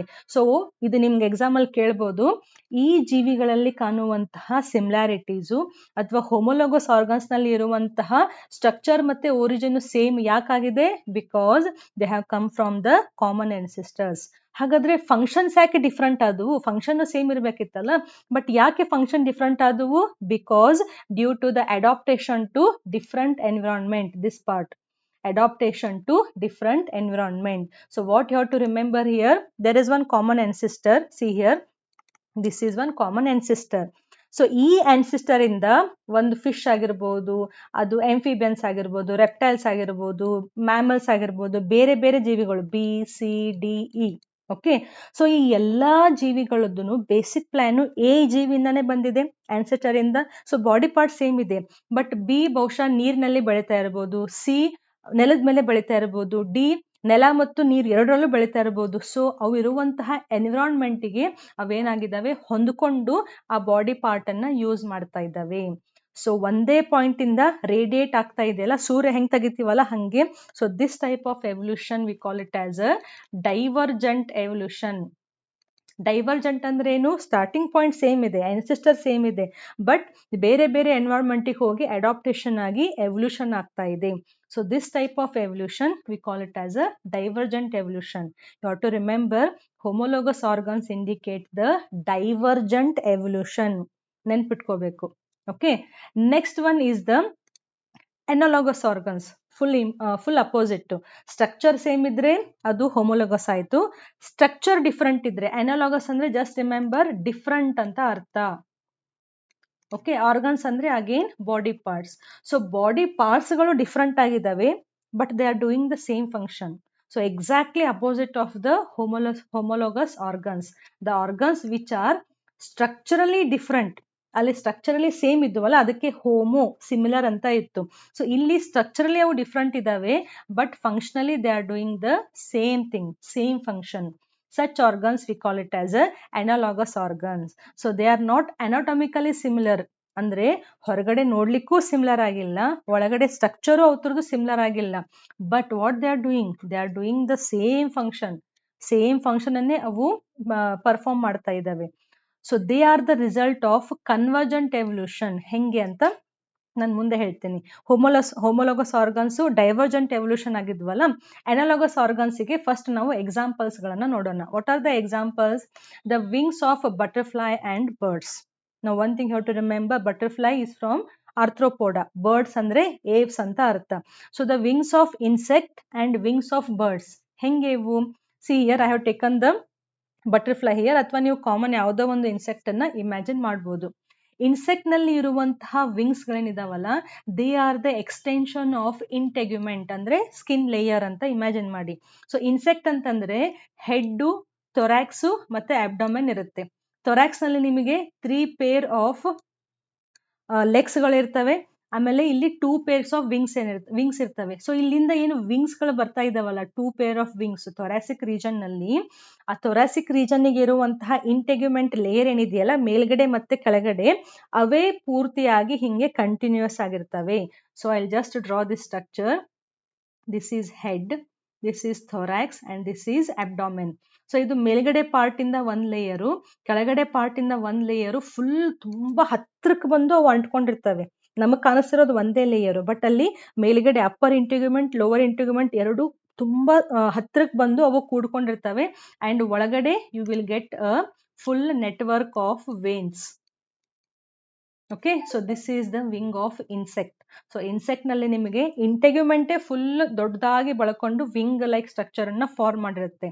ಅದೇ ನೀವು ಬರ್ಡ್ಸ್ ಗೆ ಬಂದ್ರಿ ಅಂತಂದ್ರೆ, ಬರ್ಡ್ಸ್ ವಿಂಗ್ ನಲ್ಲಿ these are the modified 4 limbs. So ಇದು vertebrate bird, but Arthropoda invertebrate, ಅಂದ್ರೆ ಬಟರ್ಫ್ಲೈ ಇನ್ವರ್ಟಿಬ್ರೇಟ್. ಸೊ ಬರ್ಡ್ಸ್ ನಲ್ಲಿ ಏನಾಗಿರುತ್ತೆ, ಬರ್ಡ್ಸ್ ಅಂತಂದ್ರೆ 4 ಲಿಂಬ್ ಮತ್ತೆ ಹೈಂಡ್ ಲಿಂಬ್ ಇರ್ಬೇಕಾ, ಮುಂದೆ 2 ಕೈ ಮತ್ತೆ ಹಿಂದೆ 2 ಕೈ. ಈ ಮುಂದೇನ್ 2 ಕೈಗಳಿದಾವಲ್ಲ, ಕೈ ಅಂತಂದ್ರೆ ಒಳಗಡೆ ನಂಗೆ ಬೋನ್ಸ್ ಇದೆ. ಐ ಡೋಂಟ್ ನೋ ನಿಮ್ಗೆ ಪಿಕ್ಚರ್ ನಲ್ಲಿ ಹೆಂಗ್ ಕಾಣಿಸ್ತಾ ಇದೆ ನಂದು ಎಷ್ಟು ಪಾರ್ಟ್ ಅಂತ ಕೈದು. ಸೊ ಈ ಕೈನಲ್ಲಿ ನಂಗೆ ಏನಿದಾವೆ, ಬೋನ್ಸ್ ಗಳಿದಾವಲ್ಲ. ಸೊ ಅದೇ ರೀತಿಯಾಗಿ ನಾವು ಬರ್ಡ್ಸ್ ಅನ್ನ ಸ್ಟಡಿ ಮಾಡಿದ್ರೆ, they are the modified 4 limbs. ಅಂದ್ರೆ ಈ I think I have a structure. Okay, now see here, this is of insect. Okay, insect ಇದು upper integument, lower integument, ಒಳಗಡೆ network of veins ಇದೆ. ಅದೇ ನೀವು birds ಅನ್ನ ತಗೊಂಡ್ರೆ, see here, this is of the birds ನಲ್ಲಿ mainly ಈ part ಏನಿದೆಯಲ್ಲ, this is the bones. So again ಇಲ್ಲಿ ನಿಮಗೆ ಹ್ಯೂಮರಸ್ ಸಿಗುತ್ತೆ, ರೇಡಿಯಸ್ ಸಿಗುತ್ತೆ, ಉಲ್ನಾ, ಕಾರ್ಪಸ್, ಮೆಟಾಕಾರ್ಪಸ್ ಎಲ್ಲ ಸಿಗ್ತವೆ. ಬಟ್ ಈ ಬೋನ್ಸ್ ಏನಿದೆಯಲ್ಲ, ಈ ಬೋನ್ಸ್ಗೆ ನಿಮಗೆ ಫೆದರ್ಸ್ ಗಳು ಅಟ್ಯಾಚ್ ಆಗಿರ್ತವೆ. ನಾವು ಓವರ್ ಆಲ್ ಇದನ್ನ ರೆಕ್ಕೆ ಅಂತ ಕರಿತೀವಿ, ಬಟ್ ರೆಕ್ಕೆ ಒಳಗಡೆ ಏನಿದೆ, ರೆಕ್ಕೆ ಒಳಗಡೆ ಎಕ್ಸಾಕ್ಟ್ಲಿ ವರ್ಟಿಬ್ರೇಟ್ಸ್ 4 ಲಿಂಬದ್ದು ಬೋನ್ಸ್ ಇದಾವೆ. ಆ ಬೋನ್ಸ್ಗೆ ಅಟ್ಯಾಚ್ ಆಗಿ ನಮಗೆ ಈ ರೀತಿಯಾದಂತಹ ಫೆದರ್ಸ್ ಗಳು ಸಿಗ್ತಾ ಇದಾವೆ. ಸೊ ನೋಡ್ಲಿಕ್ಕೆ ನಾವು 2 ರೆಕ್ಕೆ ಅಂತಾನೆ ಹೇಳ್ತೀವಿ. ಇದನ್ನ ಇನ್ಸೆಕ್ಟ್ ರೆಕ್ಕೆ ಅಂತ ಹೇಳ್ತೀವಿ, ಇದನ್ನು ಬರ್ಡ್ಸ್ ರೆಕ್ಕೆ ಅಂತ ಹೇಳ್ತೀವಿ. ಗೊತ್ತಾಗ್ತಿದೆಯಾ ನಿಮಗೆ? ಸೊ ಇಲ್ಲಿ ಸ್ಟ್ರಕ್ಚರ್ ಪೂರ್ತಿ ಡಿಫ್ರೆಂಟ್ ಆಯ್ತು. ಇದ್ರ ಸ್ಟ್ರಕ್ಚರೇ ಬೇರೆ ಇದೆ, ಇನ್ಸೆಕ್ಟ್ದು. ಬರ್ಡ್ ಸ್ಟ್ರಕ್ಚರೇ ಬೇರೆ ಇದೆ. ಬಟ್ ಇವೆರಡು ಏನ್ ಮಾಡ್ತಾ ಇದಾವೆ ಹೇಳಿ? ಈ ಎರಡೂ ಜೀವಿಗಳಲ್ಲಿರುವಂತಹ ಸ್ಟ್ರಕ್ಚರ್ಸ್ಗಳು ಒಂದೇ ಫಂಕ್ಷನ್ ಅನ್ನ ಮಾಡ್ತಾ ಇದ್ದಾವೆ. ಇನ್ಸೆಕ್ಟಿಗೂ ಹಾರ್ಲಿಕ್ಕೆ ಹೆಲ್ಪ್ ಮಾಡ್ತಾ ಇದೆ, ಬರ್ಡ್ಸಿಗೂ ಅದು ಹಾರ್ಲಿಕ್ಕೆ ಹೆಲ್ಪ್ ಮಾಡ್ತಾ ಇದೆ. So it is an analogous organs. Are you getting this point? So analogous organs ಅಂತಂದ್ರೆ ಸ್ಟ್ರಕ್ಚರ್ ಬೇರೆ ಬೇರೆ ಇದೆ, ಎಂಟೈರ್ಲಿ ಡಿಫ್ರೆಂಟ್ ಇದೆ ಸ್ಟ್ರಕ್ಚರ್. ಬಟ್ ನಮ್ಗೆ ಅದೇ ನೀವು ಅವಾಗಲೇ ತಗೊಂಡಿದ್ರೆ ಹೋಮೋಲಾಗಸ್ ಆರ್ಗನ್ಸ್ ತಗೊಂಡ್ರೆ ಸ್ಟ್ರಕ್ಚರ್ ಬೇಸಿಕ್ ಪ್ಲಾನ್ ಸೇಮ್ ಇತ್ತು, ಇಲ್ಲಿ ಬೇಸಿಕ್ ಪ್ಲಾನ್ ಸೇಮ್ ಇತ್ತು, ಫಂಕ್ಷನ್ ಡಿಫ್ರೆಂಟ್ ಆಗಿತ್ತು. ಬಟ್ ನಮಗೆ ಬರ್ಡ್ಸ್ ನಲ್ಲಿ ಬೇಸಿಕ್ ಪ್ಲಾನೇ ಡಿಫ್ರೆಂಟ್ ಇದೆ. ಇಲ್ಲಿ ಇದು ಸ್ಕಿನ್ ಎಕ್ಸ್ಟೆನ್ಷನ್ ಇನ್ಸೆಕ್ಟ್ ನಲ್ಲಿ, ಬರ್ಡ್ಸ್ ನಲ್ಲಿ ಅದು ಮೋಡಿಫೈಡ್ 4 ಲಿಂಬ್ ಇದೆ.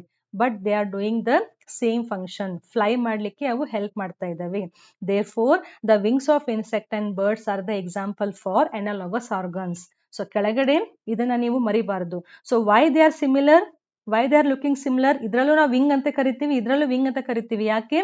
Because it is an adaptation to flight. So flight ಮಾಡ್ಲಿಕ್ಕೆ, ಹಾರ್ಲಿಕ್ಕೆ ರೆಕ್ಕೆಗಳು ಬೇಕು. So they are looking same.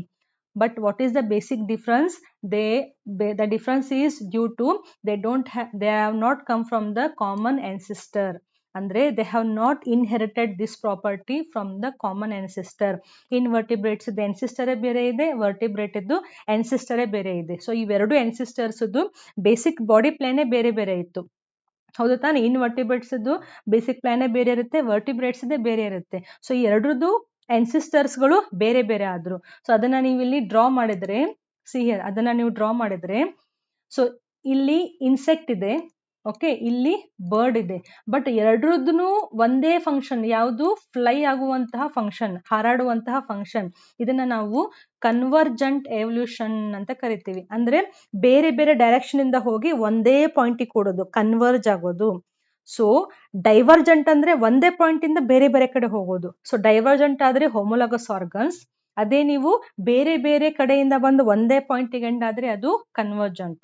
Homologous organs divergent, analogous organ ಎನಾ. ಸಿ ಹಿಯರ್, ಎನಾ ಅಂತಂದ್ರೆ ಈ ಪಾಯಿಂಟ್, ಇದನ್ನ ನೆನ್ಪಿಟ್ಕೋಬೇಕು. See here, I will show you colour. See here, ನೀವು ಎ ಬರಿತೀರಲ್ಲ, ಎ ಬರಿಬೇಕಾದ್ರೆ ಇಲ್ಲೊಂದು ಪಾಯಿಂಟ್ ಇಂದ ಮೇಲೆ ಹೋಗ್ತೀರಾ, ಇಲ್ಲೂ ಒಂದು ಪಾಯಿಂಟ್ ಇಂದ ಮೇಲೆ ಹೋಗ್ತೀರಾ. ಸೊ ಒಂದೇ ಪಾಯಿಂಟಿಗೆ ನೀವು ರೀಚ್ ಆಗ್ತಾ ಇದ್ದೀರಲ್ಲ, ಕನ್ವರ್ಜ್ ಆಗ್ತಾ ಇದ್ದೀರಲ್ಲ. So analogous organs means convergent evolution. Okay, homologous organs, analogous organs differences ಅನ್ನ ಕೇಳ್ತಾರ. ಅದನ್ನ ಸಪ್ರೇಟ್ ಆದಂತಹ ವಿಡಿಯೋ ಬಯೋಪ್ಯಾಕ್ ವಿಡಿಯೋದಲ್ಲಿ ಮಾಡಿ ಹಾಕ್ತೀನಿ, ಅಲ್ಲೇ ನೀವು ರೆಫರ್ ಮಾಡ್ಬೋದು, ಪಾಯಿಂಟ್ಸ್ ಗಳನ್ನ, ನೋಟ್ಸ್ ಗಳನ್ನ ಬರ್ಕೋಬಹುದು. ಇಲ್ಲಿ ನಾನು ಎಕ್ಸ್ಪ್ಲನೇಷನ್ ಅನ್ನ ಕೊಡ್ತಾ ಇದ್ದೀನಿ. ಸೊ ಗೊತ್ತಾಯ್ತಾ? Homologous organs and analogous organs. So analogous organs ಗೆ ಇನ್ನೂ ಕೆಲವೊಂದು ಎಕ್ಸಾಂಪಲ್ಸ್ ಟೆಕ್ಸ್ಟ್ ಬುಕ್ ನಲ್ಲಿ ಇರೋದು: wings of butterfly and birds, then eye of octopus and of mammal. So octopus ಮತ್ತೆ ಮ್ಯಾಮಲ್ ಐದು ಸ್ಟ್ರಕ್ಚರ್ ಏನಿದೆಯಲ್ಲ, ಬೇಸಿಕ್ ಸ್ಟ್ರಕ್ಚರ್ ಎರಡರದ್ದು ಬೇರೆ ಬೇರೆ ಇದೆ. ಮ್ಯಾಮಲ್ಸ್ ಐನೇ ಬೇರೆ ಇರುತ್ತೆ, ಆಕ್ಟೋಪಸ್ ಬೇರೆ ಇದೆ. ಬಟ್ ಅವೆರಡರದ್ದು ಫಂಕ್ಷನ್ ಸೇಮ್ ಆಗಿದೆ. ಅದೇ ರೀತಿಯಾಗಿ ಪ್ಲಾಂಟ್ಸ್ ಅನ್ನ ತಗೊಂಡ್ರೆ, ಸಿ ಹಿಯರ್, ಹೋಮೋಲಾಗಸ್ ಆರ್ಗನ್ಸ್ಗೆ ಪ್ಲಾಂಟ್ ಎಕ್ಸಾಂಪಲ್ ಇಂಪಾರ್ಟೆಂಟ್, ಅನಾಲೋಗಸ್ ಆರ್ಗನ್ಸ್ಗೂ ಪ್ಲಾಂಟ್ ಎಕ್ಸಾಂಪಲ್ ಇಂಪಾರ್ಟೆಂಟ್. ಬರೀ ಅನಿಮಲ್ಸ್ ಅನ್ನ ಮಾತ್ರ ನೆನ್ಪಿಟ್ಕೋಬೇಡಿ, ಪ್ಲಾಂಟ್ಸ್ ಅನ್ನು ನೆನ್ಪಿಟ್ಕೊಳ್ಳಿ. ಅನಾಲೋಗಸ್ ಆರ್ಗನ್ಸ್ ನಲ್ಲಿ ನೋಡಿ, ಸ್ವೀಟ್ ಪೊಟ್ಯಾಟೊ ನಮ್ಗೆಲ್ಲ ಗೊತ್ತಿದೆ, sweet potato and potato. So ನಾವ್ ಅನ್ಕೋತೀವಿ ಎರಡು ಪೊಟ್ಯಾಟೊ ಅಂದ್ರೆ ಒಂದೇ ಇರಬಹುದು ಅಂತ. But sweet potato it is a root modification. ಅಲ್ಲಿ ನಿಮಗೆ ನೋಟ್ಸ್, ಇಂಟರ್ ನೋಟ್ಸ್ ಸಿಗೋದಿಲ್ಲ ಗೆಣಸನ್ನ ತಗೊಂಡ್ರೆ. ಅದೇ ನೀವು ಆಲೂಗಡ್ಡೆ ಪೊಟ್ಯಾಟೋನ ತಗೊಂಡ್ರೆ it is a stem modification. Why? Because you will get the small notes ಮತ್ತೆ ಬಡ್ಸ್ ಗಳು ಅಲ್ಲಿ ಸಿಗ್ತವೆ. ಗೊತ್ತಾಯ್ತಾ? ಸೊ ಒಂದು ರೂಟ್ ಇದೆ, ಓಕೆ, ಇನ್ನೊಂದು ಸ್ಟೆಮ್ ಇದೆ, ಓಕೆ. ಬಟ್ ಎರಡು ಒಂದೇ ಒಂದು ಫಂಕ್ಷನ್ ಅನ್ನ ಮಾಡ್ತಾ ಇದ್ದೇವೆ. ಏನದು ಫಂಕ್ಷನ್? ಸ್ಟೋರೇಜ್. ಸ್ವೀಟ್ ಪೊಟ್ಯಾಟೋನಲ್ಲಿನೂ storage of the food very important, ಪೊಟ್ಯಾಟೋದಲ್ಲಿನೂ storage of the food is important. So function ಒಂದೇ ಆಯ್ತು, ಬಟ್ ಅವು ಬಂದಂತಹ ಒರಿಜಿನ್ ಬೇರೆ ಬೇರೆ. So these are the analogous organs. So analogous organs ನಲ್ಲಿ ಏನಾಗುತ್ತೆ, ಇಲ್ಲಿ ಬರುವಂತಹ ಜೀವಿಗಳು ಸೇಮ್ ಹ್ಯಾಬಿಟ್ಯಾಟ್, ಸೇಮ್ ಎನ್ವಿರಾನ್ಮೆಂಟ್ ಅನ್ನ ಅವು ಇಂಡಿಕೇಟ್ ಮಾಡ್ತಾ ಇರ್ತವೆ. So selection of similar adaptive features. ಅಂದ್ರೆ ಬಟರ್ಫ್ಲೈದು ಹ್ಯಾಬಿಟಾಟ್ ಏರು, ಬರ್ಡ್ಸ್ ಹ್ಯಾಬಿಟ್ಯಾಟ್ ಅದಿರುವಂತಹ ಎನ್ವೈರನ್ಮೆಂಟ್ ಏರು. ಸೊ ಅಲ್ಲೇನಾಯ್ತು, ಆ ಏರಿಗೆ ಒಂದೇ ರೀತಿಯಾದಂತಹ ಅಡಾಪ್ಟೇಷನ್ ಬೆಳೀತು. ಅಡಾಪ್ಟೇಷನ್ ಅಂದ್ರೆ ಹೊಂದ್ಕೊಳ್ಳೋದು ಅಂತ ಅರ್ಥ. So in different group of organism. ಹೌದು ತಾನೆ? ಇವು ಎಂಟೈರ್ಲಿ ಡಿಫ್ರೆಂಟ್ ಗ್ರೂಪ್. ಎಲ್ಲಿ ಇನ್ಸೆಕ್ಟ್, ಎಲ್ಲಿ ಬರ್ಡ್ಸ್, ಎಲ್ಲಿ ರೂಟ್ ಮಾಡಿಫಿಕೇಶನ್, ಎಲ್ಲಿ ಸ್ಟೆಮ್ ಮಾಡಿಫಿಕೇಶನ್. ಸೊ ಬೇರೆ ಬೇರೆ group, but it is towards the same function. So such organs we call it as a analogous organs. So comparative anatomy ಮತ್ತೆ morphology ನಲ್ಲಿ we are studying the homologous organs, then analogous organs, and third one is the vestigial organs. What are vestigial organs? Interesting one. The organs that are reduced and non-functional. So ಅವು size ನಲ್ಲೂ reduce ಆಗಿದ್ದಾವೆ and they are non-functional in some organisms.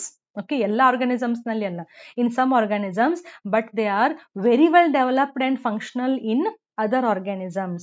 Like ಇವಾಗ ನೀವೊಂದು full vertebrates ಅನ್ನ ತಗೊಳ್ಳಿ, ಎಲ್ಲ vertebrates, birds, amphibians, reptiles, apes, mammals. Okay, so ಈ ಬೇರೆ ಬೇರೆ ಜೀವಿಗಳಲ್ಲಿ ಯಾವುದೋ ಒಂದು ಪರ್ಟಿಕ್ಯುಲರ್ ಒಂದು ಬಾಡಿ ಸ್ಟ್ರಕ್ಚರ್ ಅನ್ನ ನೀವು ಸ್ಟಡಿ ಮಾಡ್ತಾ ಇದ್ದೀರಾ.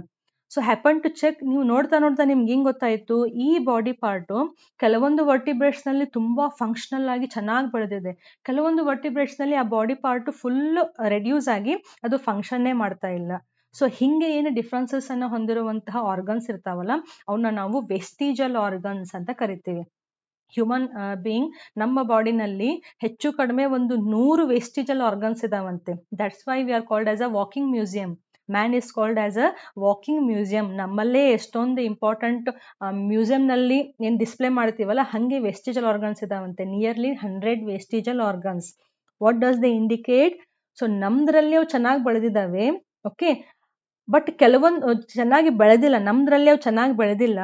ಬಟ್ ನಮ್ಗಿಂತ ಹಿಂದೆ ಬಂದಂತಹ ವರ್ಟಿಬ್ರೇಟ್ಸ್ ಏನಿದ್ವಲ್ಲ, ಬರ್ಡ್ಸ್, ಆಂಫಿಬಿಯನ್ಸ್, ರೆಪ್ಟೈಲ್ಸ್, ಅವತ್ರಲ್ಲಿ ಅದೇ ಸೇಮ್ ಆರ್ಗನ್ ಚೆನ್ನಾಗಿ ಬೆಳೆದಿದ್ದಾವೆ. What does it mean? ನಮಗೆ ಅವ್ರಿಗೆ ಒಂದೇ ಕಾಮನ್ ಅನ್ಸಿಸ್ಟರ್ಸ್ ಇರಬಹುದು ಅಂತ ಅವು ಇಂಡಿಕೇಟ್ ಮಾಡ್ತಿದ್ದಾವೆ. ಫಾರ್ ಎಕ್ಸಾಂಪಲ್, ನಾವು see here, first one is the vermiform appendix. Now what is this vermiform appendix? ನೀವು ಕೇಳಿರಬಹುದು. So we have a large intestine, okay, and we have a ಮಧ್ಯದಲ್ಲಿ small intestine. Okay, so ಈ small intestine ಮತ್ತೆ large intestine ಇಲ್ಲಿ join ಆಗುವಂತಹ ಏನು place ಇದೆಯಲ್ಲ, ಇಲ್ಲಿ ನಮಗೆ ಒಂದು ವರ್ಮಿಫಾರ್ಮ್ ಅಪೆಂಡಿಕ್ಸ್ ಅಂತ ಒಂದು ಸ್ಟ್ರಕ್ಚರ್ ಸಿಗುತ್ತೆ. Okay, now this structure in human beings, it is a reduced and non-functional. ಹಾಗಾದ್ರೆ ಯಾವಾಗ ಅದು ಫಂಕ್ಷನಲ್ ಇತ್ತು? ನಮ್ಮ ancestors ಅಂದ್ರೆ ನಮ್ಗಿಂತ ಮುಂಚೆ ಬಂದಂತಹ ಮನುಷ್ಯನದ ಸ್ಟೇಜಸ್ ಇದಾವಲ್ಲ, ಎವಲ್ಯೂಷನ್ ಆಫ್ ಮ್ಯಾನ್ ನಲ್ಲಿ ನಾವು ಓದ್ತೀವಿ. ಸೊ ಅಂತಹ ಸ್ಟೇಜಸ್ ನಲ್ಲಿ ನಾವು ಹ್ಯೂಮನ್ ಬೀಯಿಂಗು ಇದ್ದಾಗ ವಿ ವೇರ್ ಹರ್ಬಿವೋರಸ್, ಸಾಕಷ್ಟು ಗಡ್ಡೆ ಗೆಣಸುಗಳನ್ನ, ಪ್ಲಾಂಟ್ ಒರಿಜಿನ್ ಫುಡ್ ಗಳನ್ನ ನಾವು ತಿಂತಾ ಇದ್ವಿ. ಪ್ಲಾಂಟ್ ಒರಿಜಿನ್ ಅಂತಂದ್ರೆ ಏನು? ಸೆಲ್ಯುಲೋಸ್ ಕಂಟೆಂಟ್ ಜಾಸ್ತಿ ಇರುತ್ತೆ, ಹೌದಾ? ಸೆಲ್ಯುಲೋಸ್. ಓಕೆ, ಸೊ ಈ ಸೆಲ್ಯುಲೋಸ್ ಅನ್ನ ಡೈಜೆಸ್ಟ್ ಮಾಡ್ಲಿಕ್ಕೆ ಹೆಲ್ಪ್ ಮಾಡಿದಂತಹ ಒಂದು ಬಾಡಿ ಪಾರ್ಟ್ ಯಾವುದು? Appendix, vermiform appendix. ಸೊ ನಾವು ಇವಾಗ ಅಷ್ಟೊಂದು ಗಡ್ಡೆ ಗೆಣಸುಗಳನ್ನ ತಿನ್ನಂಗಿಲ್ಲ. We have so many different types delicious foods ಇದಾವಲ್ಲ. ಸೊ ನಾವು ಸೆಲ್ಯುಲೋಸ್ ಕಂಟೆಂಟ್ ನ ತಿನ್ನೋದು ಕಡಿಮೆ, ಪೂರ್ತಿಯಾಗಿ ಗಡ್ಡೆ ಗೆಣಸುಗಳನ್ನ ತಿನ್ನೋ ನಾವು ಬದುಕ್ತಾ ಇಲ್ಲ. ಸೊ ಸೆಲ್ಯುಲೋಸ್ ಕಂಟೆಂಟ್ ಫುಡ್ ಕಡಿಮೆ ಆಗ್ತಾ ಬಂದಂಗೆ ಇದಕ್ಕೆ ಹೆಲ್ಪ್ ಆಗುವಂತಹ ಅಪೆಂಡಿಕ್ಸ್ ಫಾರ್ಮು ನಮ್ದ್ರಲ್ಲಿ ಅದು ರೆಡ್ಯೂಸ್ ಆಗ್ತಾ ಬಂತು, ನಾನ್ ಫಂಕ್ಷನಲ್ ಆಗ್ತಾ ಬಂತು. ಎಲ್ಲಿ ಮಟ್ಟಿಗೆ, ಎಷ್ಟ್ರ ಮಟ್ಟಿಗೆ ಅಂತಂದ್ರೆ ಕೆಲವೊಂದ್ಸತಿ ಇಷ್ಟೇ ಚಿಕ್ಕದಾಗಿ ಉಳ್ಕೊಂಡಿರುವಂತಹ ಅಪೆಂಡಿಕ್ಸ್ ಇಂದ ಕೂಡ ಸಾಕಷ್ಟು ತೊಂದರೆಗಳು ಆಗ್ತವೆ, ಹೆಲ್ತ್ ಇಶ್ಯೂಸ್ಗಳು ಆಗ್ತವೆ. So what does it indicate? ನಾವು ಮುಂಚೆ ಸ್ಟೇಜ್ ನಲ್ಲಿರುವಾಗ ಅಲ್ಲಿ ಅಪೆಂಡಿಕ್ಸ್ ಚೆನ್ನಾಗಿ ಬೆಳೆದಿತ್ತು, ಬಿಕಾಸ್ ಅಲ್ಲಿ ಅದರ ಅವಶ್ಯಕತೆ ಇತ್ತು. ಅದೇ ಅನ್ಸಿಸ್ಟರ್ ಸ್ಟೇಜ್ ಇಂದ ಮುಂದೆ ಬಂದಂತಹ, ಮುಂದೆ ಎವಾಲ್ವ್ ಆಗುವಂತಹ ನಮ್ದ್ರಲ್ಲಿ ಅದು ಯೂಸ್ ಇಲ್ಲ, ಬಟ್ ಅದು ಇದೆ. So what does it indicate? ನಮ್ದು ಅನ್ಸಿಸ್ಟರ್ಸ್ ಸೇಮ್ ಇದ್ರು ಅಂತ ಇಂಡಿಕೇಟ್ ಮಾಡ್ತಾ ಇದೆ. ಅದೇ ನೀವು ಇಯರ್ ಮಸಲ್ಸ್ ಅನ್ನ ತಗೊಳ್ಳಿ, ಅಂದ್ರೆ ನಮ್ಮ ಕಿವಿಯನ್ನ ತಗೊಂಡ್ರೆ, ಇದೆಲ್ಲ ವೆಸ್ಟಿಜಲ್ ಆರ್ಗನ್ಸ್ ನಾನು ಹ್ಯೂಮನ್ ಬೀಯಿಂಗ್ಸ್ ನಲ್ಲಿನೇ ಬರ್ದಿರೋದು. ಇಯರ್ ಮಸಲ್ಸ್, ನಮ್ದು ಕಿವಿ ಇದೆಯಾ, ಕಿವಿಗೆ ಹಿಂಗೆ ಫೋಲ್ಡ್ ಆದಂತಹ ಒಂದು ಮಸಲ್ಸ್ ಕೂಡ ಇಲ್ಲಿ ನಮಗೆ ಸಿಗುತ್ತೆ.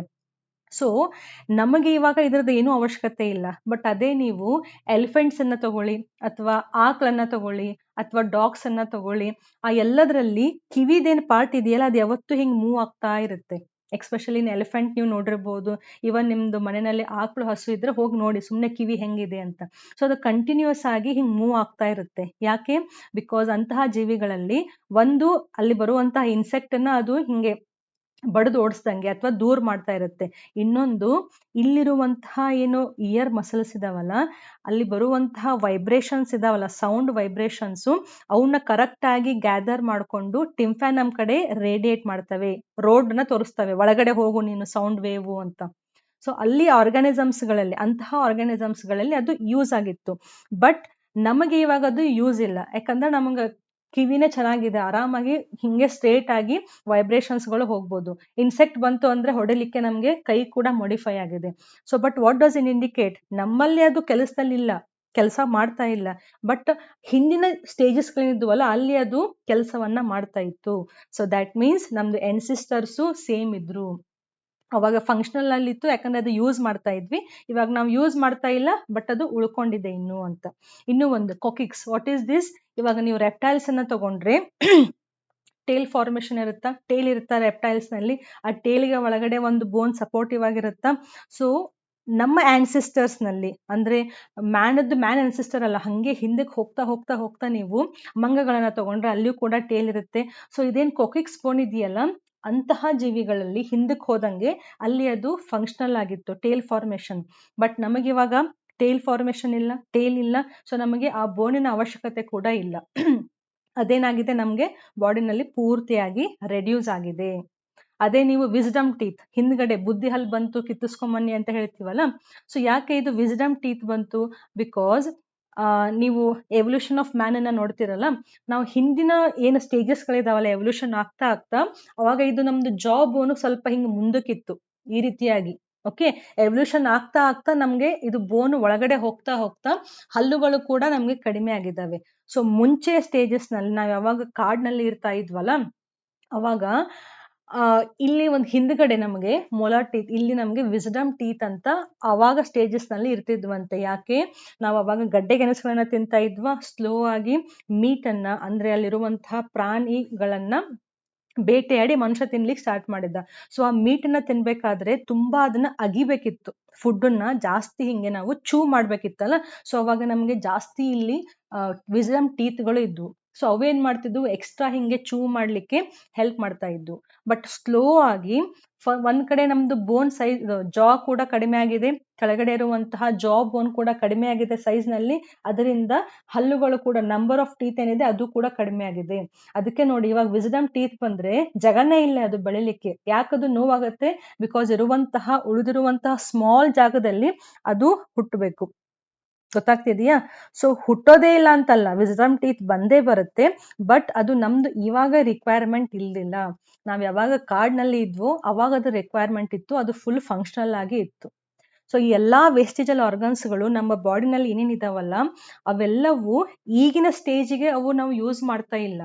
ಬಟ್ ನಾವ್ ಯಾವಾಗ ಹಿಂದಿನ ಸ್ಟೇಜ್ ನಲ್ಲಿ ಎವಲ್ಯೂಷನ್ ಆಗ್ತಾ ಇದ್ವಲ್ಲ, ಅವಾಗ ಅವು ತುಂಬಾ ವೆರಿ ವೆಲ್ ಯೂಸ್ಡ್, ಅಂದ್ರೆ ತುಂಬಾ ಸ್ಟ್ರಕ್ಚರಲ್ಲಿ ಅವು ಚೆನ್ನಾಗಿ ಫಾರ್ಮ್ ಆಗಿದ್ವು, ಬಟ್ ಅವು ಯೂಸ್ ಕೂಡ ನಾವು ಮಾಡ್ತಾ ಇದ್ವಿ. So this indicates we have descended, ಅಂದ್ರೆ ನಾವು ಹಿಂದಿನ ಸ್ಟೇಜ್ ಇಂದ ಸ್ವಲ್ಪ ಇವಾಗ ಎವಲ್ಯೂಷನ್ ಆಗಿ ಮುಂದಿನ ಸ್ಟೇಜಿಗೆ ಬಂದಿದೀವಿ ಅಂತ ಹೇಳ್ತಿದ್ದೇವೆ. ಸೊ ಹೋಮೋಲಾಗಸ್ ಆರ್ಗನ್ಸ್ ಆಗಲಿ, ಎನಾಲಾಗಸ್ ಆರ್ಗನ್ಸ್ ಆಗಲಿ, ವೇಸ್ಟಿಜಲ್ ಆರ್ಗನ್ಸ್ ಆಗಲಿ, ಇವೆಲ್ಲವೂ ಏನ್ ಮಾಡ್ತಾ ಇದ್ದಾವೆ, ನಾವು ಒಂದಕ್ಕೊಂದು ಸ್ಟೇಜು ಕನೆಕ್ಟೆಡ್ ಇದ್ದೀವಿ ಅಂತ. You remember this point. ನಾವು ಈ ಎಲ್ಲ ಆರ್ಗನ್ಸ್ಗಳು ಏನ್ ಹೇಳ್ತಾ ಇದ್ದೇವೆ, ನಾವು ಒಂದೊಂದು ಸ್ಟೇಜಸ್ಗಳೇನಿದೆವಲ್ಲ, ಒಂದೊಂದು ಸ್ಟೇಜಸ್ ಅನ್ನ ಪಾಸ್ ಆಗ್ತಾ ಆಗ್ತಾನೆ ನಾವು ಈ ಸ್ಟೇಜಿಗೆ ಬಂದ್ ಹತ್ತಿದೀವಿ. So somewhere we are connected. So ನಾವು ಕನೆಕ್ಟ್ ಆಗಿದ್ದೀವಿ ಅಂತಂದ್ರೆ ನಮ್ಮ ಕಾಮನ್ ಅನ್ಸಿಸ್ಟರ್ ಕೂಡ ಒಬ್ರು ಇದ್ರು ಅಂತ ಇವು ಪ್ರೂಫ್ ಅನ್ನ ಕೊಡ್ತವೆ. ಗೊತ್ತಾಯ್ತಾ? ಸೊ ಇದು ಮೇಜರ್ ಪಾರ್ಟು ಈ ವಿಡಿಯೋದ್ದು, ಹೋಮೋಲಾಗಸ್ ಆರ್ಗನ್ಸ್, ಅನಾಲಾಗಸ್ ಆರ್ಗನ್ಸ್ ಮತ್ತೆ ವೇಸ್ಟಿಜಲ್ ಆರ್ಗನ್ಸ್. ಗೊತ್ತಾಯ್ತಾ? ಸೊ ನಾವ್ ಏನೇನ್ ಸ್ಟಡಿ ಮಾಡಿದ್ವಿ, ಪೆಲೆಂಟಾಲಜಿ ಮುಗೀತು, ಫಾಸಿಲ್ ಸ್ಟಡಿಯಿಂದ ಗೊತ್ತಾಯ್ತು. ಆಮೇಲೆ ಅನಾಟಮಿ ಮತ್ತೆ ಮಾರ್ಫಾಲಜಿ, ಇಲ್ಲಿ ನಮಗೆ homologous organs, analogous organs and vestigial organs ಮೂರು ನಮಗೆ ಸ್ಟ್ರಕ್ಚರ್ಸ್ ಇಂದ ಪ್ರೂಫ್ ಸಿಕ್ಕಿದೆ. We all are connected and slowly we have evolved to this stage. ಗೊತ್ತಾಯ್ತಾ? Next one is the connecting link, evidences from connecting link or missing links. Now what are these organisms? The organisms which show the characters of two different groups. So those organisms we call it as a connecting link or missing links. ಇದನ್ನ ನೀವು ಸಾಕಷ್ಟು ಬಾರಿ ಕೇಳಿರ್ಬೋದು. ಆರ್ಕಿಯೋಪ್ಟೆರಿಕ್ಸ್ ಅಂತ ನಾವು ಎಷ್ಟೊಂದು ಸತಿ study ಮಾಡಿದ್ದೀವಿ. ನಾವು what is this Archaeopteryx? This is the bird, sorry, this is the organism which shows reptilian character as well as aves character. ಯಾವಾಗ ನೋಡಿ ನೀವು vertebrates ಅನ್ನ ಸ್ಟಡಿ ಮಾಡ್ಬೇಕಾರೆ we start with fishes, then amphibians, then reptiles, okay, then aves, ಅಲ್ಲಿಂದ next ಬಂದಿದ್ದು mammals. Okay, so ಈ ಒಂದು type ಇಂದ ಇನ್ನೊಂದು ಟೈಪಿಗೆ ಹೋಗ್ಬೇಕಾದ್ರೆ ಜೀವಿಗಳು ಮಧ್ಯ ಕೆಲವೊಂದು ಇಲ್ಲಿ ಇಂಟರ್ಮೀಡಿಯೇಟ್ ಸ್ಟೇಜ್ ಇದ್ದಂಗೆ, ಇಲ್ಲಿ ಇಂಟರ್ಮೀಡಿಯೇಟ್ ಸ್ಪೀಸೀಸ್ ಇದಾವೆ. ಅವು ಈ ಕಡೆ ನೀವು ಫಿಶ್ ಅಂತೂ ಹೇಳಕ್ಕಾಗಲ್ಲ, ಆಂಫಿಬಿಯನ್ ಅಂತೂ ಹೇಳಕ್ಕಾಗಲ್ಲ. ಹಂಗೆ ಕನೆಕ್ಟಿಂಗ್ ಲಿಂಕ್, ಸೊ ಏನೇನ ಕನೆಕ್ಟ್ ಮಾಡ್ತಾ ಇದಾವೆ, 2 ಡಿಫ್ರೆಂಟ್ ಗ್ರೂಪ್ ಆಫ್ ಆರ್ಗಾನಿಸಮ್ಸ್ ಗಳನ್ನ ಅವು ಕ್ರಿಯೇಟ್ ಮಾಡ್ತಾ ಇದಾವೆ. ಇದರಿಂದ ಏನ್ ಪ್ರೂಫ್ ಸಿಗ್ತಾ ಇದೆ ನಮಗೆ? ಸೊ ಈ ಜೀವಿ ಹಿಂದೆ ಈ ಸ್ಟೇಜ್ ಅಲ್ಲಿತ್ತು, ಮುಂದೆ ಸ್ಲೋ ಆಗಿ ಇವಾಲ್ವ್ ಆಗ್ತಾ ಆಗ್ತಾ ಈ ಸ್ಟೇಜಿಗೆ ಬರ್ತಾ ಇದೆ ಅಂತ ನಮಗೆ ಪ್ರೂಫ್ ಸಿಗ್ತಾ ಇದೆ. So those organisms V call it as a missing links. So examples ಯಾವ್ಯಾವ ಅಂತ ನೋಡೋಣ. ಯುಗ್ಲಿನ, ಸುಮಾರು ಸತಿ ಕೇಳಿದೀವಿ ನಾವು ಯುಗ್ಲಿನ ಸ್ಟ್ರಕ್ಚರ್. ದಿಸ್ ಈಸ್ ದ ಯುಗ್ಲಿನ, ಗೊತ್ತಿದೆಯಾ? ಸ್ಟ್ರಕ್ಚರ್ ನಾವು ಸುಮಾರು ಸತಿ ಡ್ರಾ ಕೂಡ ಮಾಡಿದ್ದೀವಿ. ಸೊ ಇದೇನು ಯುಗ್ಲಿನ ಇದೆಯಲ್ಲ, this is a connecting link between plants and animals. So ಇದಕ್ಕೆ ಪ್ಲಾಂಟ್ ಕ್ಯಾರೆಕ್ಟರು ಇದಾವೆ, ಇದಕ್ಕೆ ಎನಿಮಲ್ಸ್ ಕ್ಯಾರೆಕ್ಟರ್ಸ್ ಇದಾವೆ. ಪ್ಲಾಂಟ್ಸ್ ಕ್ಯಾರೆಕ್ಟರ್ಸ್ ನೋಡಿದ ತಕ್ಷಣ ಗೊತ್ತಾಗುತ್ತೆ ಇಲ್ಲಿ ಕ್ಲೋರೋಪ್ಲಾಸ್ಟ್ ಇದೆ ಅಂತ. ಅಂದ್ರೆ ಅಟೋಟ್ರೋಪ್ಸ್, ಅಂದ್ರೆ ಪ್ಲಾಂಟ್ಸ್ ಗಳು ಹೆಂಗೆ ದ್ಯುತಿ ಸಂಶ್ಲೇಷಣೆ ಮಾಡ್ತವೆ ಹಂಗೆ ಇದು ಕೂಡ ಕ್ಲೋರೋಪ್ಲಾಸ್ಟ್ ಅನ್ನ ಇಟ್ಕೊಂಡು ಫುಡ್ ಅನ್ನ ಪ್ರಿಪೇರ್ ಮಾಡಬಹುದು. ಎನಿಮಲ್ ಕ್ಯಾರೆಕ್ಟರ್ ಯಾವುದು? ಎನಿಮಲ್ಸ್ ತರ ಅದು ಕೂಡ ಫುಡ್ ಅನ್ನ ಎಂಗಲ್ಫ್ ಮಾಡುತ್ತೆ ಕೆಲವೊಂದ್ಸತಿ. ಓಕೆ, ಅದು ಎನಿಮಲ್ಸ್ ಕ್ಯಾರೆಕ್ಟರ್ ಆಯ್ತು. ಸೊ ಈ ಕಡೆ ಪ್ಲಾಂಟ್ಸ್ ಇದೆ, ಈ ಕಡೆ ಎನಿಮಲ್ಸ್ ಕ್ಯಾರೆಕ್ಟರ್ಸ್ ಇದೆ. This is a connecting link between plant and animal. Example ಕೇಳಬಹುದು.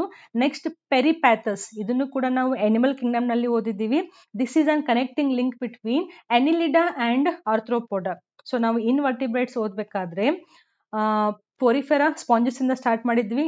ಟೀನೋಫೋರಮ್, then Coelenterata, Platyhelminthes, Aschelminthes, Annelida, Arthropoda, Mollusca, then Echinodermata. ಈ ಅನಿಲಿಡಾ ಮತ್ತೆ ಆರ್ಥ್ರೋಪೋಡಾ ಸ್ಟೇಜಸ್ ಇದೆಯವಲ್ಲ, ಈ ಎರಡರದ್ದು ಇನ್ ಬಿಟ್ವೀನ್ ಕೆಲವೊಂದು ಜೀವಿಗಳಿದಾವಂತೆ. ಅವು ಅನಿಲಿಡಾದ್ದು ತೋರಿಸ್ತವೆ, ಆರ್ಥ್ರೋಪೋಡದ್ದು ಸಿಗ್ತವೆ. So this is the connecting link. This is the Peripatus ಅನ್ನುವಂತಹ ಒಂದು ಜೀವಿ.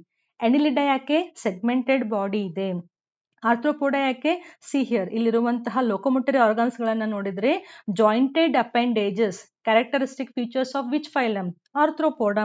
So this organism is showing both Annelida and Arthropoda characters.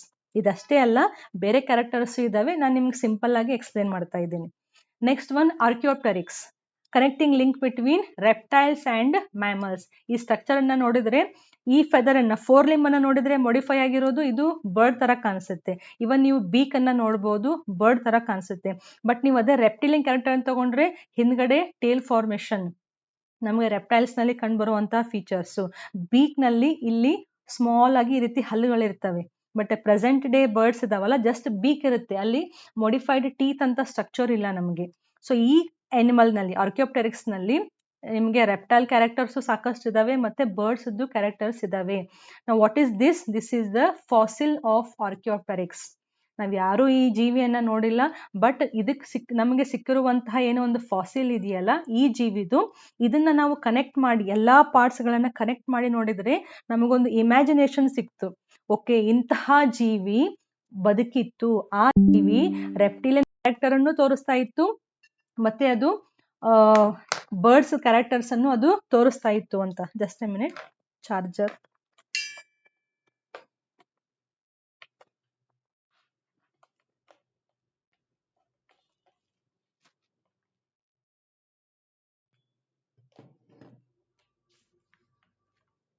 Okay.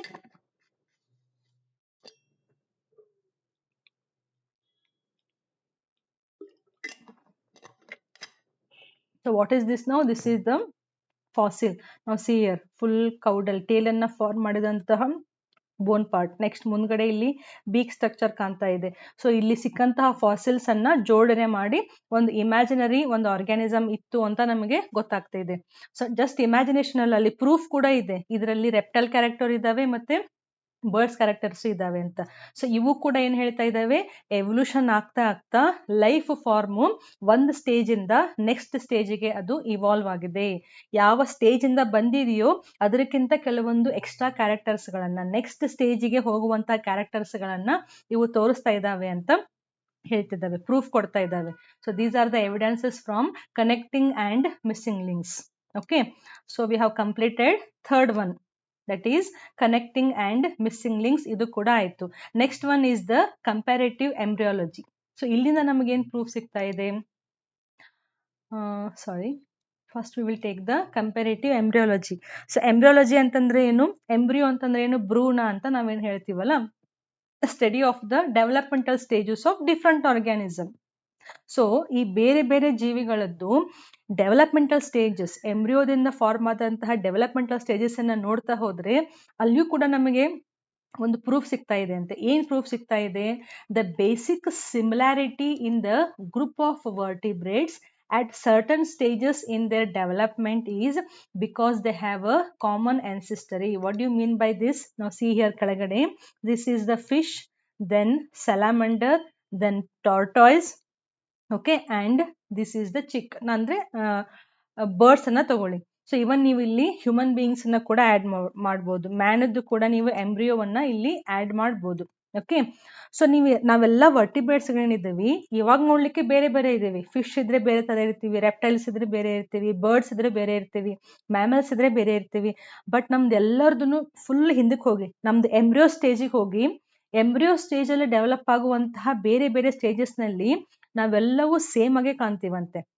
ಅಂದ್ರೆ ಎಂಬ್ರಿಯೋ ಆಫ್ ಫಿಶ್ ಇರ್ಬೋದು, ಎಂಬ್ರಿಯೋ ಆಫ್ ಏವ್ಸ್ ಇರ್ಬೋದು, ರೆಪ್ಟೈಲ್ಸ್ ಇರ್ಬೋದು, ಹ್ಯೂಮನ್ ಬೀಯಿಂಗ್ಸ್ ಇರ್ಬೋದು, ಬರ್ಡ್ ಇರ್ಬೋದು. ಎಂಬ್ರಿಯಾಲಜಿಕಲ್ ಸ್ಟೇಜಿಗೆ ನಾವೆಲ್ಲವೂ same ಆಗೇ ಇದ್ವಂತೆ. ಸಿ ಹಿಯರ್, ಈ ಫಸ್ಟ್ ಸ್ಟೇಜ್ ಅನ್ನ ನೋಡಿ, ಆಲ್ಮೋಸ್ಟ್ ಸೇಮ್ ಆಗಿದ್ದೀವಿ. ಗಿಲ್ ಸ್ಲಿಟ್ಸ್ ಇದೆ ಆಲ್ಮೋಸ್ಟ್ ಎಲ್ಲರಿಗೂ, ಬಾಡಿ ಪ್ಲಾನ್ ಸೇಮ್ ಇದೆ, basic body plan.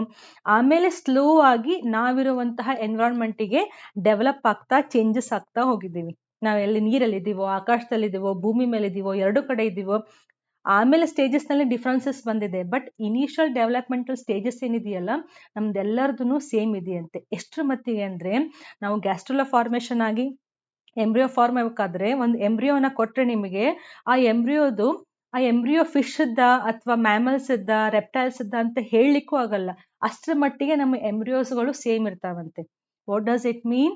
That means we have come from the common ancestors. ನಾವೆಲ್ಲರೂ ಒಂದು ಆನ್ಸಿಸ್ಟ್ರಲ್ ಯಾವುದೋ ಒಂದು ಜೀವಿ ಅಂತ ಇತ್ತು, ಆ ಜೀವಿಯಿಂದನೇ ನಾವೆಲ್ಲರೂ ಬಂದಿದ್ದೀವಿ, ಡಿಸೆಂಟ್ ಆಗಿದ್ದೀವಿ, ವಿಕಸನಗೊಂಡಿದ್ದೀವಿ ಅಂತ ಪ್ರೂಫ್ ಕೊಡ್ತಾ ಇದ್ದಾವೆ. ಸೊ ಇದು ಕೂಡ ಒಂದು ರೀತಿಯಾದಂತಹ ಎವಿಡೆನ್ಸಸ್. ಎಂಬ್ರಿಯಾಲಜಿಕಲ್ ಸ್ಟೇಜಸ್ಸಿಗೆ ನಾವು ಸೇಮ್ ಅದೀವಿ ಈಗೂ ಕೂಡ ಅಂತ. ಇದು ಕೂಡ ಒಂದು ಇದು ಕೂಡ ಒಂದು ಎವಿಡೆನ್ಸ್. ಸೊ ಪೆಲೆಂಟಾಲಜಿ ಮುಗೀತು, ಅನಾಟಮಿ ಮಾರ್ಫಾಲಜಿ ಮುಗೀತು, ಕನೆಕ್ಟಿಂಗ್ ಲಿಂಕ್ ಮುಗೀತು, ಮತ್ತೆ ಎಂಬ್ರಿಯಾಲಜಿ ಮುಗೀತು. Next one is from physiology and biochemistry department. So ಇಲ್ಲಿಂದ ಏನ್ ಪ್ರೂಫ್ ಸಿಗ್ತಾ ಇದೆ ನಮಗೆ? See, we have so many organism starting from ಒಂದು ಅಮೀಬಾನ ಇಟ್ಕೊಳ್ಳಿ. Amoeba to human being, just imagine. So amoeba, okay, ಅಲ್ಲಿಂದ ಮ್ಯಾನ್, ಇಷ್ಟೊಂದು ಕಾಂಪ್ಲೆಕ್ಸ್ ಆಗಿ ನಾವು ಇವಾಗ ಫಾರ್ಮ್ ಆಗಿದ್ದೀವಿ. ಬಟ್ ನಮ್ಮ ಬಾಡಿನಲ್ಲಿ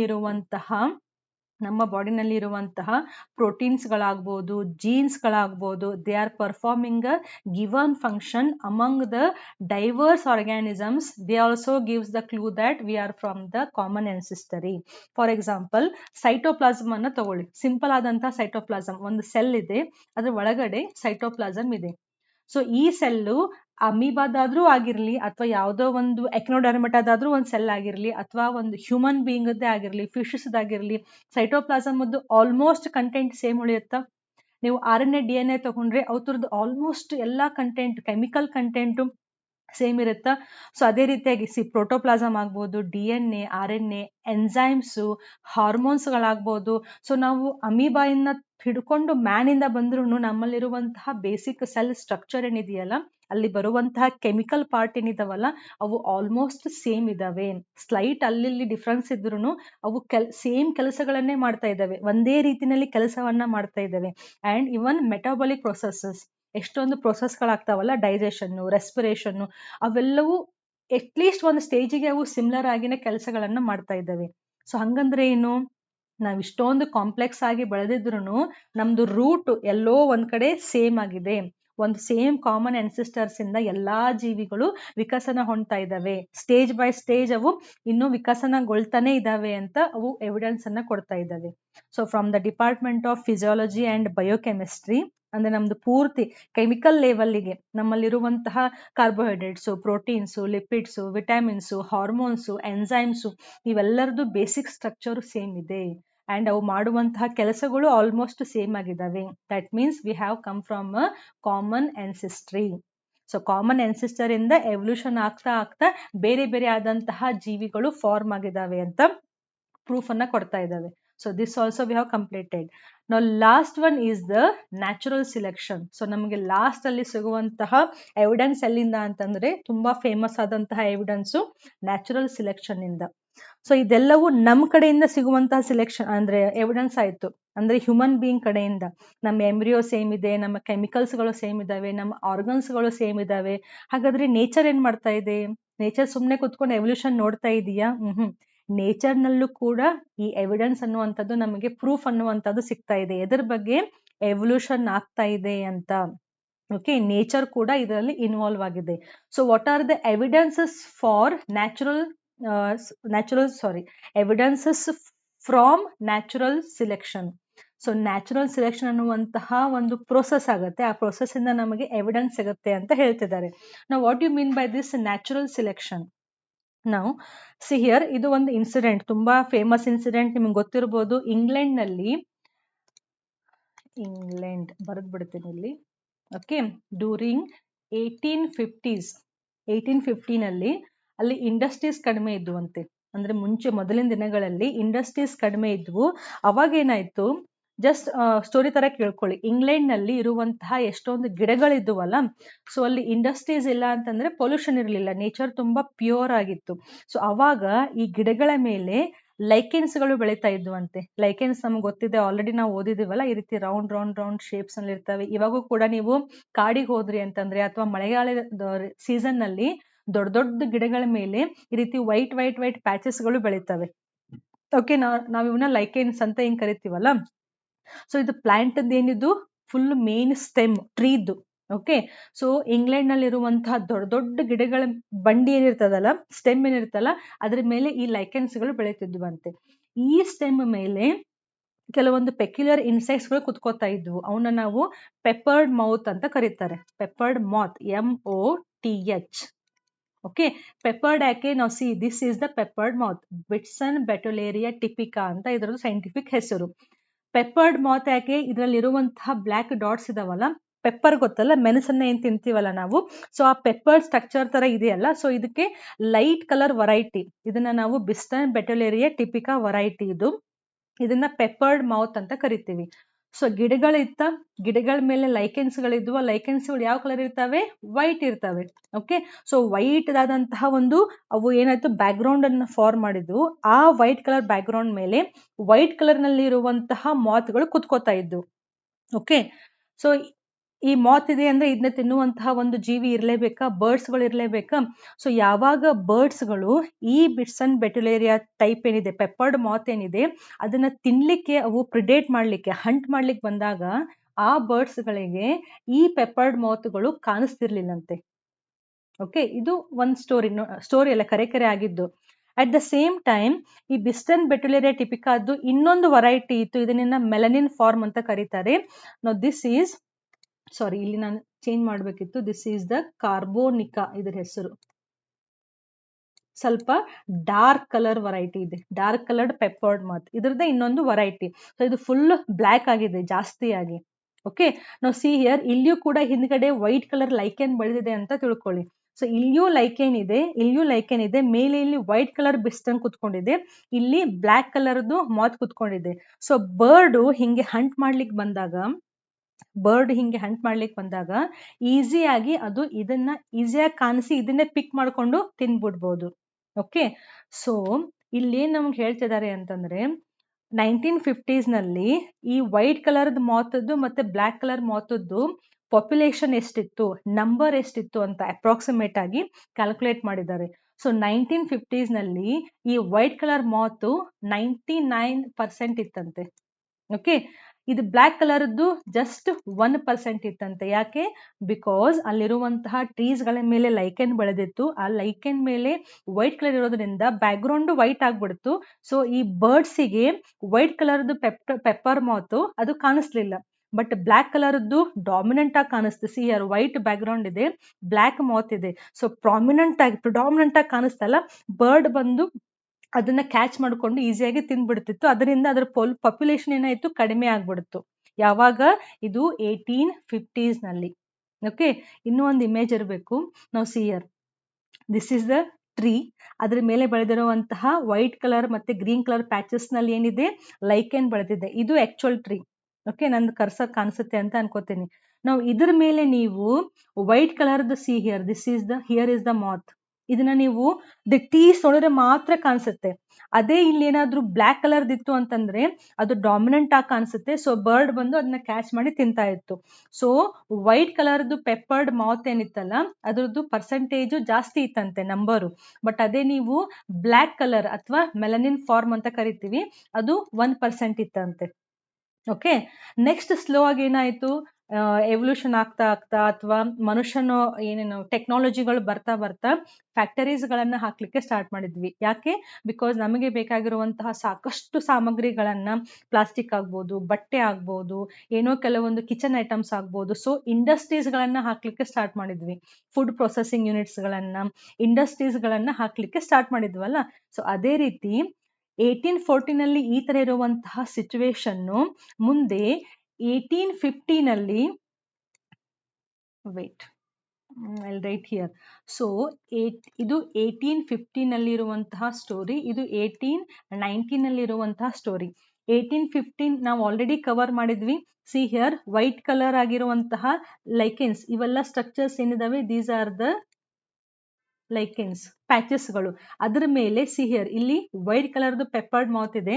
ಬರ್ಡ್ ಸಿಗೋದು ಕಾಣಿಸಲ್ಲ, ಯಾಕಂದ್ರೆ ಅದು ಕ್ಯಾಮೋಫ್ಲೇಜ್ ಆಗ್ಬಿಡ್ತಲ್ಲ. What you mean by camouflage? ನಮ್ಮ ಸುತ್ತಮುತ್ತಲು ಇರುವಂತಹ ಎನ್ವೈರನ್ಮೆಂಟ್ಗೆ ನಾವು ಕೂಡ ಸೇಮ್ ಕಲರ್ ಅನ್ನ ಹೊಂದಿದ್ವಿ ಅಂದ್ರೆ, ಮ್ಯಾಚ್ ಆದ್ವಿ ಅಂತಂದ್ರೆ, we call it as a camouflage. So ಈ ಬರ್ಡ್ ಬಂದು ಈ ಗಿಡವನ್ನ ನೋಡಿದಾಗ ಈ ಕ್ಯಾಮೋಫ್ಲೇಜ್ ಆದಂತಹ ಪೆಪ್ಪರ್ಡ್ ಮೌತ್ ಅವಕ್ಕೆ ಕಾಣಿಸ್ಲೇ ಇಲ್ಲ. ಬದಲಿಗೆ ಯಾರು ಕಾಣಿಸಿದ್ರು?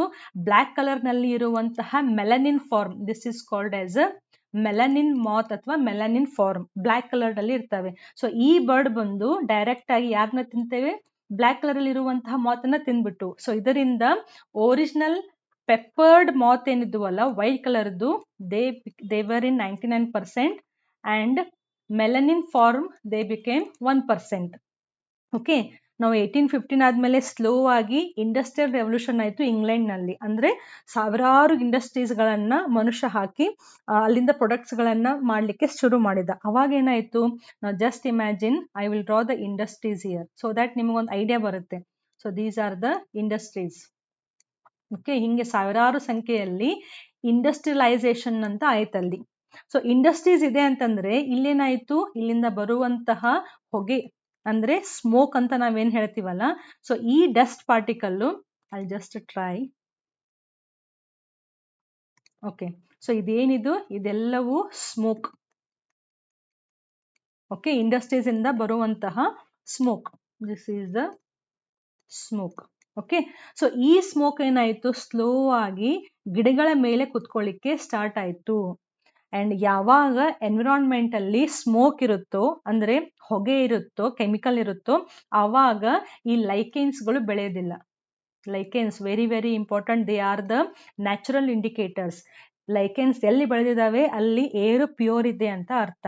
ಒಂದ್ ಸ್ವಲ್ಪನೂ ಪೊಲ್ಯೂಷನ್ ಇತ್ತು ಅಂತಂದ್ರೆ ಅಂತಹ ಜಾಗದಲ್ಲಿ ಲೈಕೆನ್ಸ್ಗಳು ಬೆಳಿಲಿಕ್ಕೆ ಹೋಗೋದಿಲ್ಲ, ಬೆಳಿಲಿಕ್ಕೆ ಸಾಧ್ಯನೇ ಇಲ್ಲ. ಸೊ ಸ್ಲೋ ಆಗಿ ಇಲ್ಲಿರುವಂತಹ ಲೈಕೆನ್ಸ್ಗಳು ಸತ್ತೋದು, ಅವು ಬೆಳಿಲಿಲ್ಲ. ಬದಲಿಗೆ ಇಲ್ಲಿರುವಂತಹ ಡಸ್ಟ್ ಪಾರ್ಟಿಕಲ್ಸ್, ಬ್ಲ್ಯಾಕ್ ಸ್ಮೂತ್ ಏನಿದೆಯಲ್ಲ, ಅಂದ್ರೆ ಕಾರ್ಖಾನೆಯಿಂದ ಬರುವಂತಹ ಏನ್ ಪೊಲ್ಯೂಷನ್ ಇದೆಯಲ್ಲ, ಇದೆಲ್ಲವೂ ಏನ್ ಮಾಡ್ತು, ಈ ಗಿಡವನ್ನ ಕವರ್ ಮಾಡ್ತಾ ಹೋಯ್ತು. ಸೊ ವೈಟ್ ಕಲರ್ ಅಲ್ಲಿ ಕಾಣ್ತಿರುವಂತಹ ಗಿಡ ನಿಮಗೆ ಇವಾಗ ಬ್ಲ್ಯಾಕ್ ಕಲರ್ ನಲ್ಲಿ ಕಾಣಿಸ್ಲಿಕ್ಕೆ ಶುರು ಆಯ್ತು. ನಾವು ಜಸ್ಟ್ ಅಪೋಸಿಟ್ ಪ್ರೊಸೆಸ್ ಏನಾಯ್ತು, ಬ್ಯಾಕ್ ಗ್ರೌಂಡು ಬ್ಲ್ಯಾಕ್ ಇದೆ, ಸೊ ನಮಗಿಲ್ಲಿ ವೈಟ್ ಕಲರ್ದು ಮೌತ್ ಇದೆ ಮತ್ತೆ ಬ್ಲ್ಯಾಕು ಇದೆ. ಯಾವ್ದು ಎದ್ ಕಾಣಿಸುತ್ತೆ ಇವಾಗ ನಮಗೆ ರೆಡ್ ಕಲರ್ ಎದ್ ಕಾಣಿಸುತ್ತೆ, ಹೌದು ತಾನೆ? Now see here, so here is the danger sign. White ಕಲರ್ದು ನಮಗೆ ಕಾಣಿಸ್ತಾ ಇದೆ, ಬಟ್ ಬ್ಲ್ಯಾಕ್ ಕಲರ್ ನಲ್ಲಿ ಏನಿದೆಯಲ್ಲ, this is the black one, ಅದು ಕಾಣಿಸ್ತಾನೆ ಇಲ್ಲ. ಸೊ ಅವಾಗ ಬರ್ಡ್ ಏನ್ ಮಾಡುತ್ತೆ, ಬರ್ಡ್ ಅವಾಗ ವೈಟ್ ಕಲರ್ಡ್ ಮಾತ್ ಅನ್ನ ತಿನ್ಲಿಕ್ಕೆ ಸ್ಟಾರ್ಟ್ ಮಾಡುತ್ತೆ. ಇದರಿಂದ ಏನಾಯ್ತು, ಪೆಪ್ಪರ್ಡ್ ಮಾತ್ ಏನಿದೆಯಲ್ಲ ಅದ್ರದ್ದು ಪಾಪ್ಯುಲೇಷನ್ 1% ಆಯ್ತು. ಬಟ್ ಅದೇ ನೀವು ಮೆಲನಿಕ್ ಫಾರ್ಮ್ ಅನ್ನ ತಗೊಂಡ್ರೆ ಅದು 99% ಫುಲ್ ಜಾಸ್ತಿ ಆಗ್ಬಿಡ್ತು. So this we call it as industrial melanism in England. So ಇದರಿಂದ ನಮ್ಗೆ ಏನ್ ಅರ್ಥ ಆಗ್ತಾ ಇದೆ, ಬಿಫೋರ್ ಇಂಡಸ್ಟ್ರಿಯಲ್ ರೆವಲ್ಯೂಷನ್ ಅಥವಾ before industrialisation white coloured pepper moth were selected by the nature. What does it mean? Nature ಕುತ್ಕೊಂಡು ಅವನ್ನ ಸಿಲೆಕ್ಟ್ ಮಾಡ್ತಾ ಇಲ್ಲ. Nature is giving more benefit, nature is giving more chances for the survival of which one? White coloured moth. So nature black ಕಲರ್ನ support ಮಾಡಲಿಲ್ಲ. Because black colour ಈಸಿಯಾಗಿ birds ಇಂದ ಅವು ಈಸಿಯಾಗಿ ಎಲ್ಲಿದೆ ಅಂತ ಅದ್ರ ಪ್ಲೇಸ್ ಗೊತ್ತಾಗಿ ಆ ಬರ್ಡ್ ತಿಂದ್ಬಿಡ್ತು. So better chance for living ಯಾರಿಗೆ ಸಿಕ್ಕಿತ್ತು ಅವಾಗ? ವೈಟ್ ಕಲರ್ ಮಾತಿಗೆ ಸಿಕ್ಕಿತ್ತು. ಅದಕ್ಕೆ ಅದರದ್ದು ಪಾಪ್ಯುಲೇಷನ್ ಜಾಸ್ತಿ ಆಯ್ತು, ಬ್ಲ್ಯಾಕ್ ಕಲರ್ದು ಕಡಿಮೆ ಆಯ್ತು. ಬಟ್ ಒಂದ್ಸತಿ ಇಂಡಸ್ಟ್ರಿಯಲೈಸೇಷನ್ ಸ್ಟಾರ್ಟ್ ಆದ್ಮೇಲೆ ಈ ಬ್ಲ್ಯಾಕ್ ಕಲರ್ ಬ್ಯಾಕ್ ಗ್ರೌಂಡ್ ಆಯ್ತಲ್ಲ, ಯಾಕಂದ್ರೆ ಲೈಕೇನ್ ಹೋಗ್ಬಿಟ್ಟು ಎಲ್ಲಾ ಕಾರ್ಖಾನೆಯಿಂದ ಬಂದಂತಹ ಡಸ್ಟ್ ಗಿಡದ ಮೇಲೆ ಕುತ್ಕೋತು. ಆ ಗಿಡದ ಮೇಲೆ ಕುಂತ ತಕ್ಷಣ ಆ ಬ್ಲ್ಯಾಕ್ ಕಲರ್ ಬ್ಯಾಕ್ ಗ್ರೌಂಡಿಗೆ ವೈಟ್ ಕಲರ್ದು ಈಸಿಯಾಗಿ ಕಾಣಿಸ್ಲಿಕ್ಕೆ ಸ್ಟಾರ್ಟ್ ಆಗ್ಬಿಡುತ್ತು, ಬ್ಲ್ಯಾಕ್ ಕಲರ್ದು ಕಾಣಿಸ್ಲೇ ಇಲ್ಲ. ಯಾಕಂದ್ರೆ ಅಗೇನ್ ಈ ಸಿ ಹಿಯರ್ ಸೆಕೆಂಡ್ ಸ್ಟೇಜ್ ನಲ್ಲಿ ಬ್ಲ್ಯಾಕ್ ಕಲರ್ದು ಕ್ಯಾಮೋಫ್ಲೇಜ್ ಆಯಿತು, ಫಸ್ಟ್ ಸ್ಟೇಜ್ ನಲ್ಲಿ ವೈಟ್ ಕಲರ್ದು ಕ್ಯಾಮೋಫ್ಲೇಜ್ ಆಗಿತ್ತು. ಸೊ 1890 ನಲ್ಲಿ ಏನಾಯ್ತು, ಪಾಪ್ಯುಲೇಷನ್ ನಂಬರ್ ಏನಿತ್ತಲ್ಲ ಪೂರಾ ಉಲ್ಟಾ ಆಗ್ಬಿಡ್ತು. ಸೊ ಸೆಕೆಂಡ್ ಸ್ಟೇಜ್ ನಲ್ಲಿ the nature supported the black colour mouth. Okay, so nature better chances for survival ಯಾರಿಗೆ ಸಿಕ್ತು? ಬ್ಲ್ಯಾಕ್ ಕಲರ್ ಸಿಕ್ಕಿತ್ತು. ವೈಟಿಗೆ ಏನಾಯ್ತು, ವೈಟ್ ಅಂತೂ ಈಸಿಯಾಗಿ ಕಾಣಿಸ್ಬಿಡ್ತು, ಬರ್ಡ್ ಬಂದು ತಿನ್ಬಿಡ್ತು. ಸೊ ಅದ್ರ ಪಾಪ್ಯುಲೇಷನ್ ನೋಡ್ತಾ ನೋಡ್ತಾ ಕಡಿಮೆ ಆಯ್ತು. ಒಂದ್ ದಿವಸದಲ್ಲಿ ಆಗಿದ್ದಲ್ಲ, ಇದು ಅಬ್ಸರ್ವೇಷನ್ ಮಾಡ್ತಾ ಮಾಡ್ತಾ ಆಗಿರುವಂತಹ result. So evidences from the natural selection. So ನೀವೇನ್ ನೆನ್ಪಿಟ್ಕೋಬೇಕು, ಎವಲ್ಯೂಷನ್ ಪ್ರೊಸೆಸ್ ಏನಾಗ್ತಾ ಇದೆ, ಒಂದ್ ಕಡೆ ಆ ಜೀವಿಯಿಂದನೂ ಕೆಲವೊಂದು ಪಾಯಿಂಟ್ಸ್ ಗಳು ಬರ್ತಾ ಇದಾವೆ ಎವಲ್ಯೂಷನ್ ಆಗ್ಲಿಕ್ಕೆ. ಇನ್ನೊಂದು ಸೇಮ್ ಟೈಮಿಗೆ ನೇಚರ್ ಕೂಡ ಇಲ್ಲಿ ಇನ್ಫ್ಲೂಯೆನ್ಸ್ ಮಾಡ್ತಾ ಇದೆ. ನೇಚರ್ ಯಾವ ಕ್ಯಾರೆಕ್ಟರ್ನ ಇನ್ಫ್ಲೂಯೆನ್ಸ್ ಮಾಡುತ್ತಲ್ಲ ಆ ಕ್ಯಾರೆಕ್ಟರ್ನ ಇಟ್ಕೊಂಡು ಜೀವಿ ಮುಂದೆ ಹೋಗುತ್ತೆ, ಅದ್ರ ಪ್ರೊಜನಿ ಬೆಳೆಯುತ್ತೆ, ಅದ್ರದ್ದು ರಿಪ್ರೊಡಕ್ಷನ್ ಆಗುತ್ತೆ. ನೇಚರು ಯಾವ ಕ್ಯಾರೆಕ್ಟರ್ ಅನ್ನ ಸಪೋರ್ಟ್ ಮಾಡಂಗಿಲ್ಲಲ್ಲ ಆ ಜೀವಿದು ಪಾಪ್ಯುಲೇಷನ್ ಕಡಿಮೆ ಆಗಿ ಆ ಜೀವಿ ಸ್ಲೋ ಆಗಿ ನಶಿಸಿ ಹೋಗುತ್ತೆ. ಗೊತ್ತಾಯ್ತಾ ನಿಮಗೆ? ಸೊ ಹಂಗೆ ನ್ಯೂ ಸ್ಪೀಸೀಸ್ಗಳು ಹುಟ್ಕೋತಾ ಹೋಗ್ತವೆ. Best example industrial ಮೆಲನಿಸಮ್. 1850 ನಲ್ಲಿ ಏನಾಯ್ತು, 1890 ನಲ್ಲಿ ಏನಾಯ್ತು ಅಂತ ನಿಮಗೆ ಗೊತ್ತಿರಬೇಕು. ಯಾಕೆ ಅಲ್ಲಿ ಪಾಪ್ಯುಲೇಷನ್ ಚೇಂಜ್ ಆಯ್ತು? Because of the natural selection. Before industrial revolution nature gave more survival chances for the white coloured moth, ಅಂದ್ರೆ ಪೆಪ್ಪರ್ಡ್ ಮೌತ್. ಯಾಕೆ? Because the background was white. But during industrial revolution ಅಥವಾ industrialisation the nature supported, influenced ಯಾರಿಗೆ? Black colour. ಯಾಕೆ? Black background ಇರೋದ್ರಿಂದ black moth ಬರ್ಡ್ಸ್ಗೆ ಕಾಣಿಸ್ಲಿಲ್ಲ, white moth ಅದ್ರದ್ದು character ಅವಾಗ ಡಿಸ್ಅಡ್ವಾಂಟೇಜ್ ಆಗ್ಬಿಡ್ತು. ಸೊ ಅವಾಗ ನೇಚರ್ ಅದನ್ನ ಸಪೋರ್ಟ್ ಮಾಡಲಿಲ್ಲ ಅಂತ. ಇನ್ನೂ ಒಂದು ಎಕ್ಸಾಂಪಲ್ ಇದೆ ನ್ಯಾಚುರಲ್ ಸೆಲೆಕ್ಷನ್ಗೆ, ಅದನ್ನ ಹೇಳಿ ಈ ವಿಡಿಯೋವನ್ನ ಮುಗಿಸ್ತೇನೆ. ಓಕೆ, ಇನ್ನೊಂದು example, again this is also interesting one. Okay, ನಾವು see here, after world war 2 Paul Miller ಅನ್ನುವಂತಹ ಒಬ್ಬ ವಿಜ್ಞಾನಿ ಡಿಡಿಟಿಯನ್ನ ಕಂಡುಹಿಡಿದ. ಡಿಡಿಟಿ ಪೌಡರ್ ಅಂತ ಅಂದ್ರೆ ಈ ಮಾಸ್ಕಿಟೋಸ್ಗಳು ಬೆಳಿಬಾರ್ದು ಅಂತ ಪುಡಿಗಳನ್ನ ಹಾಕ್ತಿವಲ್ಲ, ಈಗಲೂ ಕೂಡ ಈ ಮುನ್ಸಿಪಾಲಿಟಿಯವ್ರು ಏನಿರ್ತಾರಲ್ಲ ಕಸವನ್ನ ಎತ್ತುತ್ತಾರಲ್ಲ ಅಲ್ಲಲ್ಲಿ ರೀಜನ್ಸ್ ಇಂದ ಎತ್ತಿದ್ಮೇಲೆ ಒಂದು ವೈಟ್ ಕಲರ್ ಆದಂತಹ ಒಂದು ಪುಡಿಯನ್ನ ಒದಿಸಿರ್ತಾರೆ. ಅದರಿಂದ ಏನಾಗುತ್ತೆ, ಈ ಪೆಸ್ಟಿಸೈಡ್ಸ್ಗಳು ಅಥವಾ ಹಾರ್ಮ್ಫುಲ್ ಇನ್ಸೆಕ್ಟ್ಸ್ಗಳು ಅಲ್ಲಿ ಬೆಳೆಯೋದಿಲ್ಲ ಅಂತ, ಅದನ್ನ ಕಂಟ್ರೋಲ್ ಮಾಡ್ಲಿಕ್ಕೆ. ಸೊ ಸೆಕೆಂಡ್ ವರ್ಲ್ಡ್ ವಾರ್ ಆದಾಗ ಡಿಡಿಟಿ ಪೌಡರ್ ಅನ್ನ ಕಂಡುಹಿಡಿದ್ರು. ಯಾಕೆ? To check the spread of vectors and pest, mosquitoes population ಅನ್ನ ಕಂಟ್ರೋಲ್ ಮಾಡ್ಲಿಕ್ಕೆ, ಅದರಿಂದ ಬರುವಂತಹ ರೋಗವನ್ನ ತಡೆಗಟ್ಟಲಿಕ್ಕೆ, ಮಾಸ್ಕಿಟೋಸ್ ಅನ್ನ ಅವ್ರ ಲೈಫ್ ಸೈಕಲ್ ಮುಂದೆ ಬರಿಬಾರ್ದು ಅಂತ ಅವನ್ನ ಸಾಯಿಸ್ಲಿಕ್ಕೆ ಡಿಡಿಟಿಯನ್ನ ಯೂಸ್ ಮಾಡಿದ್ರು. ಹಂಗೆ ಸಾಕಷ್ಟು ವರ್ಷಗಳವರೆಗೆ ಡಿಡಿಟಿಯನ್ನ ಯೂಸ್ ಮಾಡ್ತಾ ಮಾಡ್ತಾ ಮಾಡ್ತಾ ಏನಾಯ್ತು, ಮಾಸ್ಕಿಟೋಸ್ ನಲ್ಲಿ ಇವಾಗಿರುವಂತಹ ಮಾಸ್ಕಿಟೋಸ್ಗೆ ನೀವ್ ಎಷ್ಟು ಡಿಡಿಟಿ ಹಾಕಿದ್ರು ಅವು ಸಾಯೋದೇ ಇಲ್ಲ.